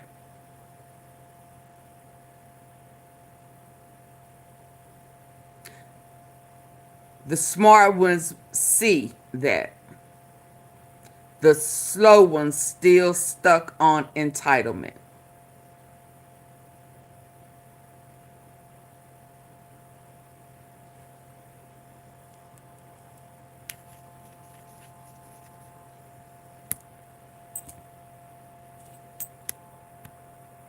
is that we will stand behind the people that stand with us. But if you're right now looking at everything that's going on and not saying nothing, not speaking out, comparing yourself or saying that it's not the same, we will stand behind the people that stand with us. That's what I'm trying to say. But other than that, girl, you ain't never stood with us. How old are you? I don't think it's right. I know you don't, but you better do your research, little girl. You ain't never stood with us. Hell, you don't look like you can't do nothing but put on makeup and comb your hair and feel entitled. Yeah, no. You, girl, go sit down. You think you cute. You think you cute. Grow up. I guess you guys, well, some of you guys, yes, are with us, but when at the end of the day, we are all humans and we all do need respect, and let's stop the hate. Hey, mi gente. If you see my face, it's just that I have the itis. I have the itis. My daughter just cooked a mean fucking steak, and I ran up the street chasing my pug, who was chasing a kid on a fucking bike and almost got asked by a fucking car. Aries, y'all let y'all. I'm gonna fuck up Aries. That's the one. That's the one that's always eating edibles, and now she's running after people in the street. That one right there. That one's gonna be the death of me. But anyway, I digress. Now, what I wanted to talk about, I wanted to talk about the statement Homeland Security just made. And it has to do with those that fell under the Refugee and Parole Act, you know, Cuba, Haiti, Venezuela, and Nicaragua, right? And I hope you know that as soon as Trump came in, he revoked the status of 500,000 immigrants. I got a couple of points to make on that, but let me give you the timeline. 2022, the Biden administration allowed, I don't think it was 500,000 then, but allowed refugees to come in under that program, seeking legal status. I started that site in This 2008 is- when I quit my job as a lawyer to travel the I world. guess I didn't looked at realize a they bunch was of out there different, clowning like registrars this. Okay, that becomes important in a minute. And what does this administration do? The minute they come in here, they revoke it.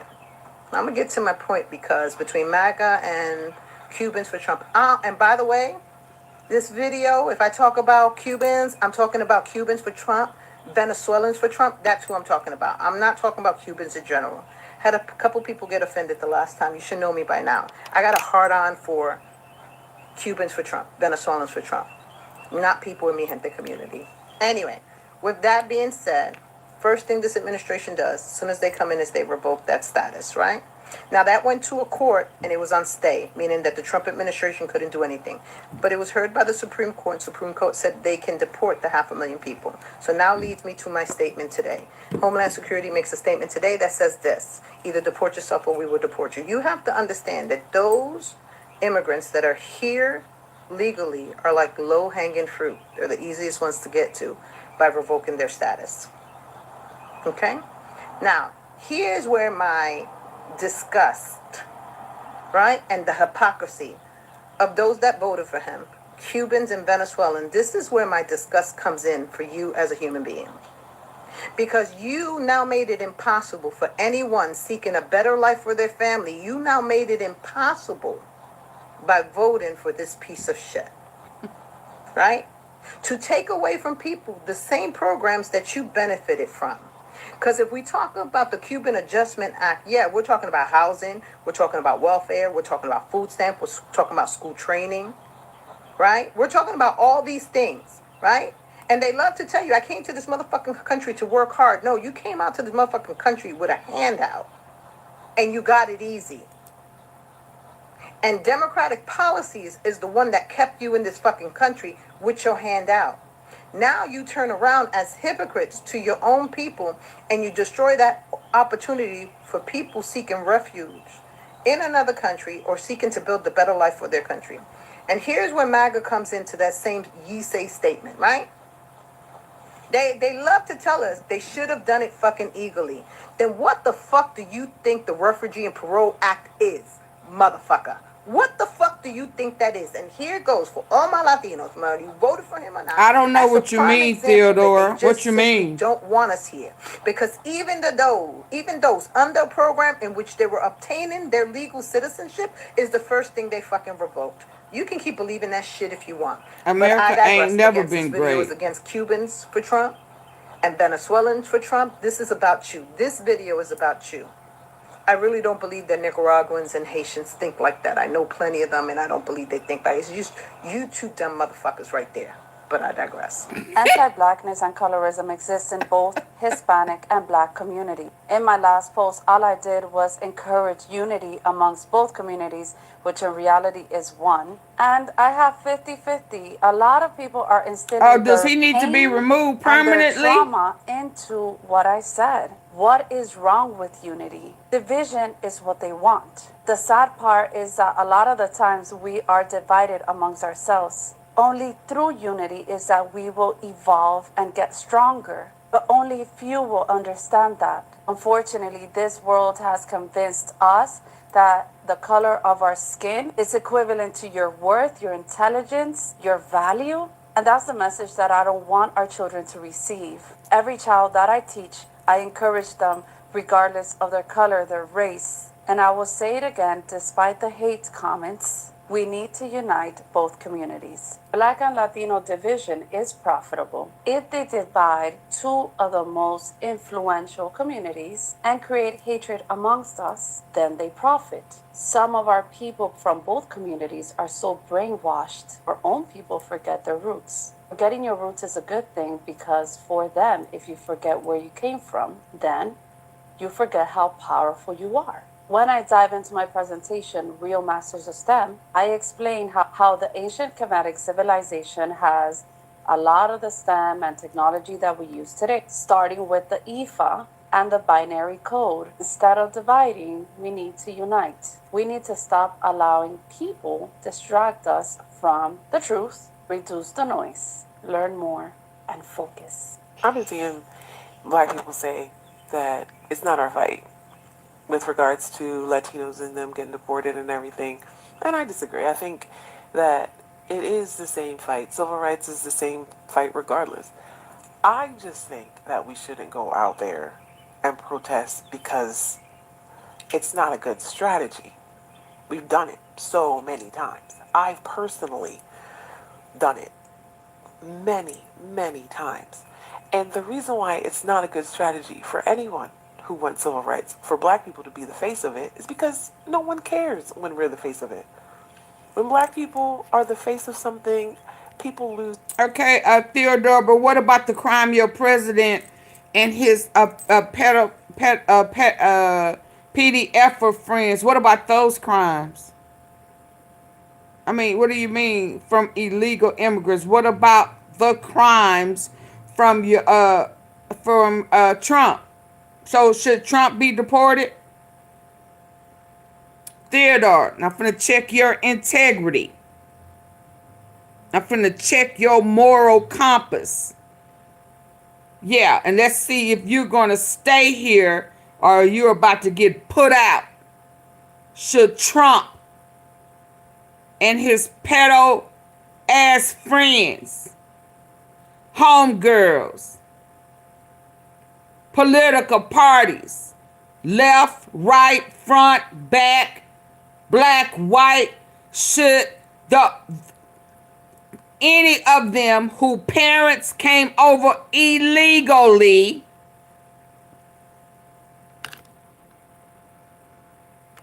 be deported or held accountable for their crimes? Let's go.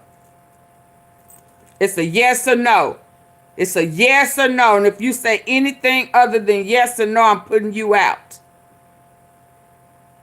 Let's go, Theodore. Heard you was talking much shit yesterday. So I'm gonna pull your card to see if you have enough integrity, morals, and principles to have your ass over here. Let's go. And I'm not gonna wait on you too long. Yeah, you're not entitled to make me wait. So speak up or get out. Let's go. Let's see if you have integrity or if you are a PDFer yourself, because only PDFers support that shit. So should Trump and his nasty ass homies to be charged for their crimes? Where you at? Bring your ass out and talk now. Since you have so much to say, bring your ass on out here. Face the goddamn music. Let's go. Good answer. Good answer.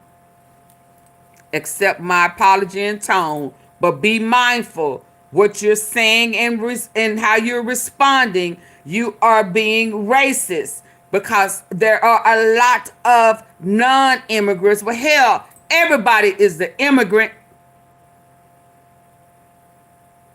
Okay, so what did he say that got him timed out? Because I'm going to put him out. What did he say? Who timed him out? I can't see it. Did they? Uh-huh.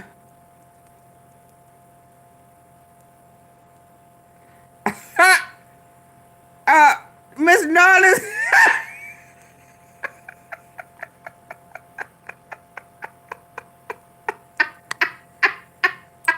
You didn't wait. You didn't.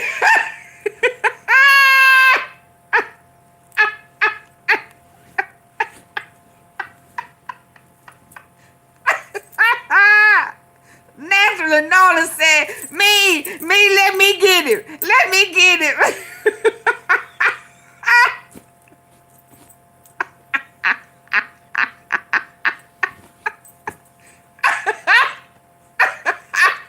Listen, we have zero tolerance for that bull crap. I'm telling you.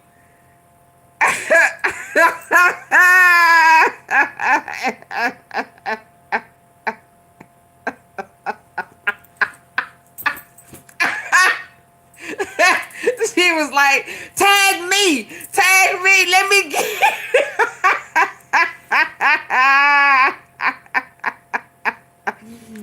Okay, I got it. So do we need to remove him permanently? Or what we doing? Hi, Lisa. Hey, Lisa. Hey, Dave. What we doing, y'all? Y'all, we ain't no good. You let him make it, and she got right on up in there, didn't she?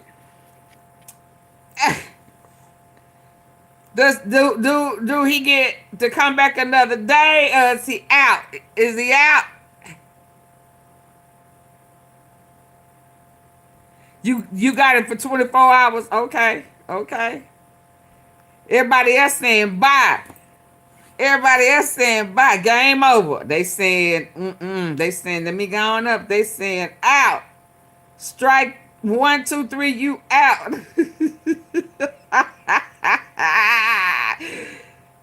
Oh, they said bye. Y'all say bye to Theodore. Hit the dough, Jack.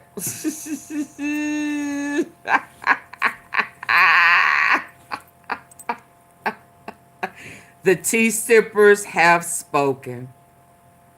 Say la vie, baby. We ain't no good.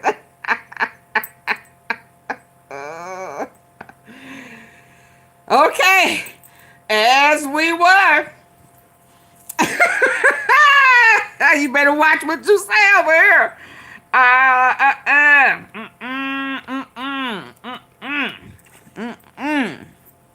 No, sir. You better watch what you say. Let's go. Let's finish this up. Empathy, really quickly.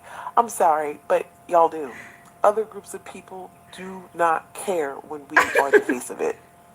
So when y'all are the face of it, when other communities are the face, many times. And the reason why it's not a good strategy for anyone who wants civil rights, for black people to be the face of it, is because no one cares when we're the face of it. When black people are the face of something, people lose empathy really quickly. I'm sorry, but y'all do. Other groups of people do not care when we are the face of it. So when y'all are the face of it, when other communities are the face of the civil rights movement that we're having currently, something's going to get done. Things will get done. We fought for it for so long, and we've done all the same things, and I think that us sitting out is a strategy that we haven't tried. Thank you, Mrs. Tom. And you see how much it's upsetting people. Everyone's getting upset because we're not acting like we have traditionally acted. Me too. I've been married for 20 years, and I've read a lot of books about marriage, and one thing that they say is that if you're in a cycle with your partner and they keep doing the same thing, then you keep doing the same thing. They keep doing the same thing. Oh, that ain't what they say. Oh, no. Girl, I don't know what you talking about. You done lost me. Let's move to the next one. Ooh. Culture for content, and then disappear when the culture is under attack. Culture isn't a costume. Stand up. We march. Treating us unfairly. This time we broke the cycle. What we're not going to do in 2025. What we're not going to do is pretend to be a part of a culture for content, and then disappear when the culture is under attack. Culture isn't a costume. Stand up or sit down. Now, y'all know there's a content creator out here who has built his entire platform on speaking Spanish and going to Latino restaurants and getting praise for embracing the culture. People loved him. He got a lot of followers, sponsorships, and praise, and a whole lot of friendly invites. But this isn't an honorable Latino storyline. Okay? Now that Latino communities are being hit with ICE raids, families are being torn apart, and xenophobia is happening out loud, silence, not a word, not a peep. Culture is not a costume. It is not for your entertainment. It is not your money grab. Cosplaying a culture for your convenience and disappearing during a struggle, that's not support, that's exploitation. That's not representation. That's modern day colonizer energy. You're not a colleague. You're a colonizer, period. You benefit from the culture, but stay silent during the pain? Boy, bah. If you love a culture, then show up when it counts. Otherwise, step aside. We're not going to applaud performance allies. It's 2025. Do better or get dragged with love. Let's be real. We should have all known when you said that the kids at school was calling you La Negra. We should have known. La Negra? I don't know why. It didn't click to me then. When Kendrick Lamar said they not like us, he was talking about folks like you. Let me tell y'all what we're not. I don't think the Black Americans that are trying to sit this out until the Gestapo makes it to their front door really understand that now is the time. You don't want to fight the government once everyone else that they're trying to get away to get to you is gone. You don't want to wait until there's no Latinos in this bitch. You don't want to wait until there's no Arab people. You don't want to wait until there's no gay people or no smart people, because all the educated people with money are going to do a brain drain. It's already happening. You don't want to wait until it's just you and the indigenous people having to fight this government. You don't want to wait until then. That's not when you want to do the fight. And what's crazy about their logic, right? Like, if everything goes in fruition like they think they want it to, when it is just niggas and indigenous people in this bitch being the victims of this shit, they're still gonna be like, well, you know, I don't give a fuck what's happening over there on them reservations, because they ain't do nothing for us. Like, niggas. At the very least, for self-preservation, you want the numbers. And what's wild is that the Black community has suffered through so much of white supremacist conditioning that when it does boil down to it just being us versus the government, y'all are still gonna be like, well, I'm sitting this out. Because that light-skinned girl over there, she kind of... There go that colorism. Where I'm sitting this out because them black queer people over there, they don't do nothing for us. Y'all are gonna sit your way out into the gulags. On a humanity level, my ancestors do not allow me to naturally. No, dude, just waiting. Your ancestors is not talking to you, that's fine. You know, not your church, not your ministry.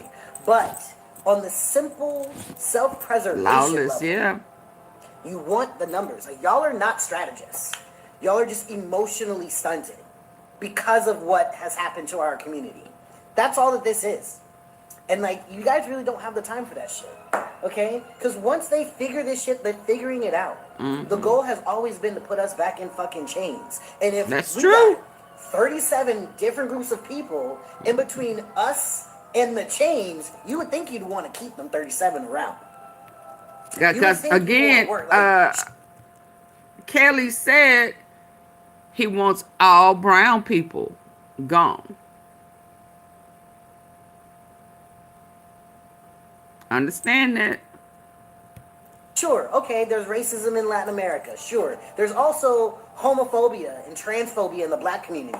As a trans man, should I just sit it out while some fucking black dude who I know hates black women... Oh, you missed that part? No, because I know the police will shoot my black ass too. Like, it's like, we had this conversation in 2020, Hold on. and y'all didn't learn shit.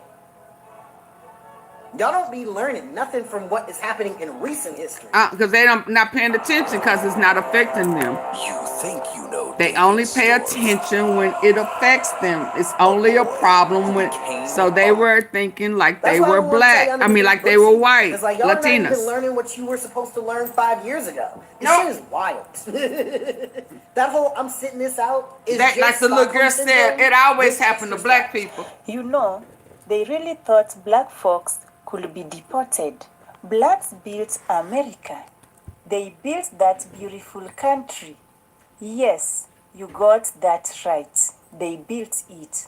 This is what happens when people don't learn history. Black Americans are not guests. They are the real Americans. It's crazy how people come to America and get miseducated to the point they forget who suffered for them to come in. You are mad because you thought black Americans are undocumented. That says more about your mindsets. First of all, black Americans are not immigrants. They didn't come to America for the American dream. They were forcibly brought here in chains and made to build this country for free. So, when people talk about deporting black Americans, it's just ignorance. Absolutely. Because the descendants of enslaved people who were literally the foundation of the US economy. This ain't just about disrespect. It's about erasing history, and that's dangerous. Yeah, but they erased history. See, this is what happens when they don't know the history. They don't know who built it. And the history that they think they know is whitewashed. So when they say black people lazy, I mean, do we have a right to be lazy? No, we don't, because we were not the black people who did the work. But black people did the work.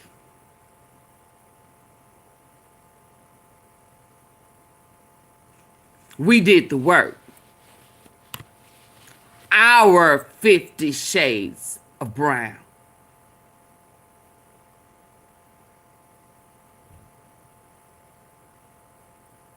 That's why we chosen.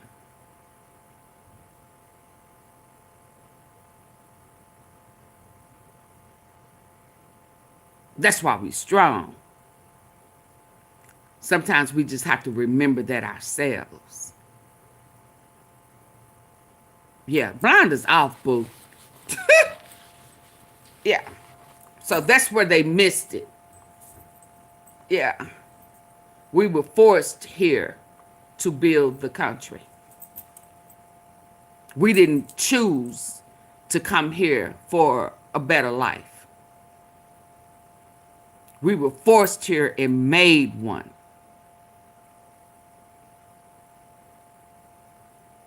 Yeah. Of Latino brothers and sisters face their own struggle in Beautiful. America. 50 Shades of Brown. That doesn't give anyone a pass to project that struggle onto black Americans, especially with false assumptions. At the end of the day, we got to understand each other's history before we start pointing fingers. Instead of being mad, learn the truth. Black Americans aren't outsiders. They are the backbone of America. So, to everyone watching this, educate yourself. Y'all are settlers. I'm sorry, little girl. Y'all settlers. We ain't settlers. We are builders. Okay, good people. Yeah, the military guy who told the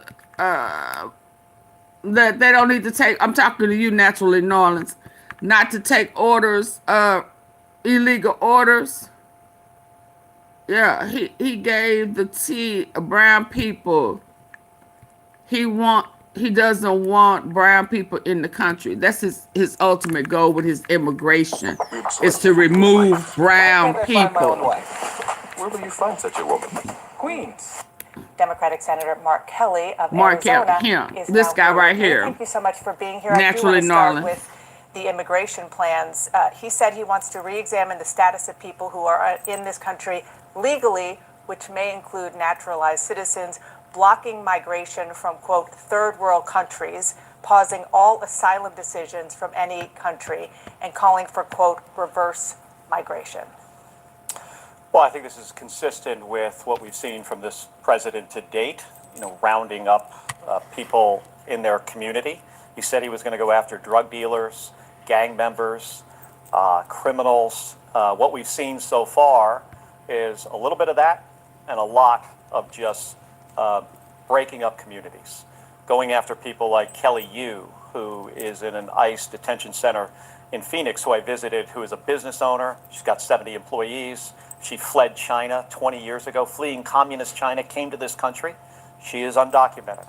Her mom's a U.S. citizen, her kid's a U.S. citizen, sister's a U.S. citizen. She has a deportation order. She is no threat to anybody. There are hundreds, if not thousands or tens of thousands of these people.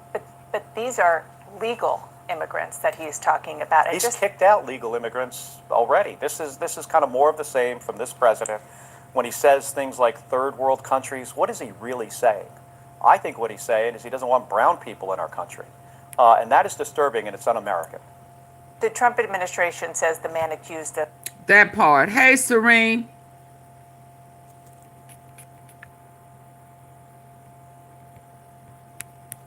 That part. immigrants that he's talking about. He's kicked out legal immigrants already. This is kind of more of the same from this president. When he says things like third world countries, what is he really saying? I think what he's saying is he doesn't want brown people in our country. And that is disturbing, and it's un-American. The Trump administration says the man accused of the shootings of the 2 National Guard members wasn't. Okay, good people. We've been here 3 hours and 46 minutes. 3 hours and 46 minutes. Say what? I will be back later on tonight. We got Kelly. Oh yeah, he pissed. Oh yeah, he real pissed. Okay, let me play that part. He ain't scared. Him ain't scared. Him ain't scared. Returns to Kansas City. The holidays Him are about over family, there tradition, and memories. ain't scared. They launched an FBI Military justice. It's obviously ridiculous. But this is an attempt to silence me. To orders. That video, I don't need to tell you, sparked a lot of outrage Got a from little the attention. administration. Yes, they launched an FBI investigation. Has the FBI knocked on your door yet? Have they asked? Well, first, let me start by saying we said something very simple and non-controversial. Sparked a lot of outrage Got a from little the attention. administration. Oh, Yes, what time? they launched, 9:30. An FBI investigation. Has the 9, FBI knocked on your 9:30. door yet? Have they asked? Well, first, let me start by saying we said something very simple and non-controversial, and the President of the United States said, hang them, execute them, prosecute them. In my case, Secretary Hegseth said, prosecute him under the Uniform Code of Military Justice for, by the way, reciting the Uniform Code of Military Justice. It's obviously ridiculous. But this is an attempt to silence me, to get me to not hold this administration accountable. We have a president who doesn't understand the Constitution, who installed an unqualified Secretary of Defense. I cannot think of a Secretary of Defense in the history of our country that is less qualified than Pete Hegseth. He should not be in this position. He should have been fired after He's Signalgate. such a And now he strong should be man. fired Yeah. again for this. Mhm. If this Oh, is he's accurate. Gabby. So he's not going to Gifford's get me to back husband. down. But what he is doing is sending a very chilling message across our entire nation, not only in the military, but the civilian workforce. Who's going to speak up and say anything if they see something that's unlawful or see something waste, fraud, and abuse? Why would anyone speak out if they can go and try to prosecute a U.S. senator. Is it happening? Well, I don't know. I mean, I was notified. I was notified about this through a tweet, the same tweet that you saw, and that demonstrates how unserious this administration is. They care more about the publicity about this than the process or the law. I haven't been notified by the Navy. By the Navy or the FBI? So no court martial? We got something from the FBI, but the thing we received from the FBI, just like the president saying that we should be hanged, the thing we received from the FBI is more intimidation. What did it say? Well, it just said there was no point of contact. It had something about coming in for an interview. And the question here should be, why did the FBI decide to do this? Or do you think maybe the president told the FBI director to go after these 6 members of Congress? So more bullying and intimidation, but Dana, I'm not backing down. These guys don't scare me. They're not serious people. I mean the President of the United States and the Secretary of Defense. Neither of them. Senator Mark Kelly, thank you for being here. Okay, y'all, I'll be back at 9:30. Let me charge up my phone and get some juice. Oh, you remembered it. Yeah. So he said brown people. Trump is really on the cool trying to get rid of brown people. Making America, like I have said before, making America great again. Never had intentions of including black people. Let me see something right quick. I think so. Never, ever had an intention of including black people. He didn't care how much money you was making. Pardon Michael. He pardoned that guy from Honduras. Drug dealer. Yeah.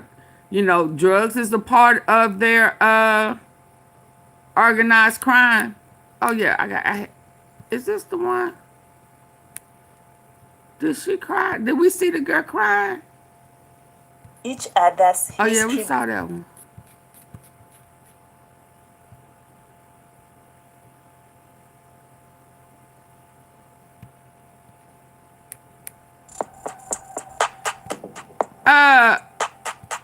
Today we are diving into a growing conversation that's shaking social media and real-life communities. More and more black people are noticing a pattern, a specific kind of jealousy, obsession, and hidden resentment coming from certain Latinos and Asians. Not all, but those who quietly cannot stand. These jealous people. That's how rumors get started. Started by the jealous people. They need to stop being jealous. What you jealous for?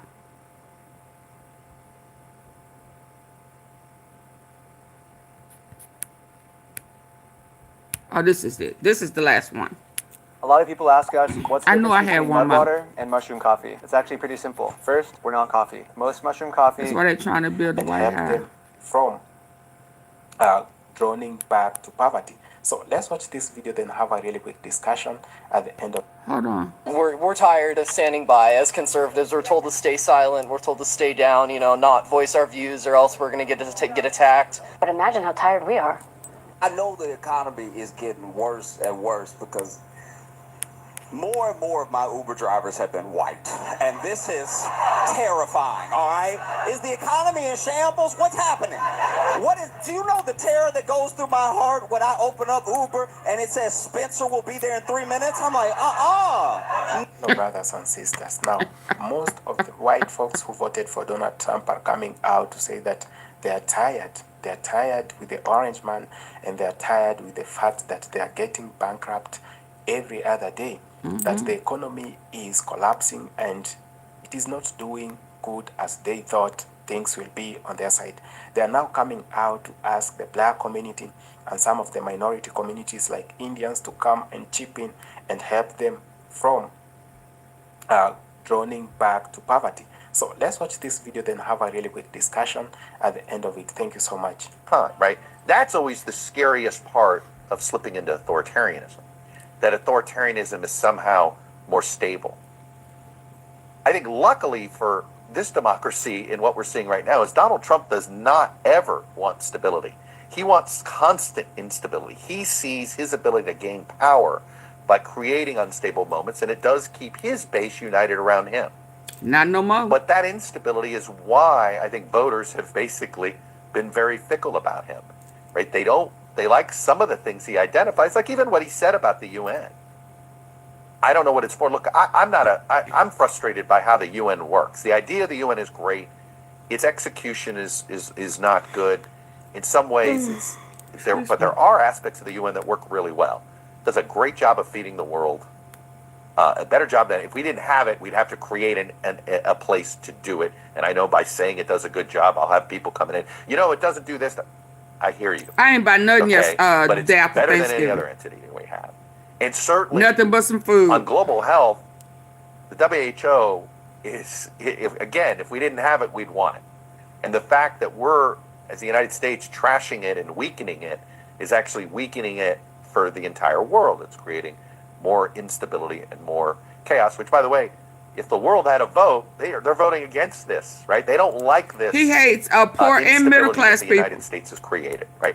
Tariffs is another way that he has created. He don't like some rich white people. He only want the ones he can benefit from. Even if you make your product or do most of your service, your product is quote unquote American made in some form or another. Your supplies are likely still coming from abroad. So, and many folks. I don't think it's wise for anybody to do a bunch of you can't even shopping right now, right? Because you don't know what's on, what's it's just off. not Is necessary. this country got and we don't know how long we got to put up with this mess country. and what's next. So the lack of certainty. He's upending small business. We all remember this, right? The biggest criticism from the business community during Obamacare was, he's creating instability in the market. And that was, well, I do buy the idea that business doesn't like instability. And Donald Trump has introduced nothing but instability to the financial markets and to the world of consumer products, right? So, okay, Miss Kelly. And then he's done this on foreign policy. So the point is that I really believe. No, he nope, he don't care. Welcome to the Bitcoin Alchemist Bitcoin. Bitcoin. Let me hurry up. Get off of this. That this is his biggest vulnerability, and because it's a vulnerability he doesn't know how to address, right? He doesn't know how to preach unity. Look at the Charlie Kirk funeral. You have this incredibly moving and for many people religious moment by Erica Kirk. And he talked about getting his enemies back. Up there. So I'm not really sure how I made it over to the white men crying on video about their finances side of TikTok. But I was over there for a little bit. And at first I was like laughing because it's like FAFO, right? Because like y'all voted for this and now it's affecting you. But then I started to think, like, these are normally the people that, and so to see them online in this much disarray where they're on video crying in full tears about their finances and how mad they are. Oh, wow. Y'all be safe out here. Was good. I hope you have a save. You have some saved. They say Rome was a powerful nation or country or whatever the fuck it is. But it destroyed itself, doing too damn much. Instead of saying that Rome was great until they came up with the dumbass government. The government destroyed Rome. Plain and simple. America. This place could be the fucking place that it's supposed to be. Except for government. Government is about to destroy America. 2023 is about to be really bad for America. Oh, baby, we in 2025 it's now. Sad, but it's true. 2023. It's gonna be a reckoning. It's gonna be a reckoning. He spoke that into existence, didn't he? And it ain't gonna be the black people's. He spoke that into existence, y'all. I'll be back later. I'll be back later. It's almost 4 hours in. Let me. Yeah. Nope. My 4K was stolen by the millionaire ambulance company owner. Oh, wow. I'm sorry to hear that. I'm so sorry to hear that. I pray that God increase your territory and restore you financially. It's my prayer for you. Yeah, I'll be back around 9:30, okay? God bless. Peace.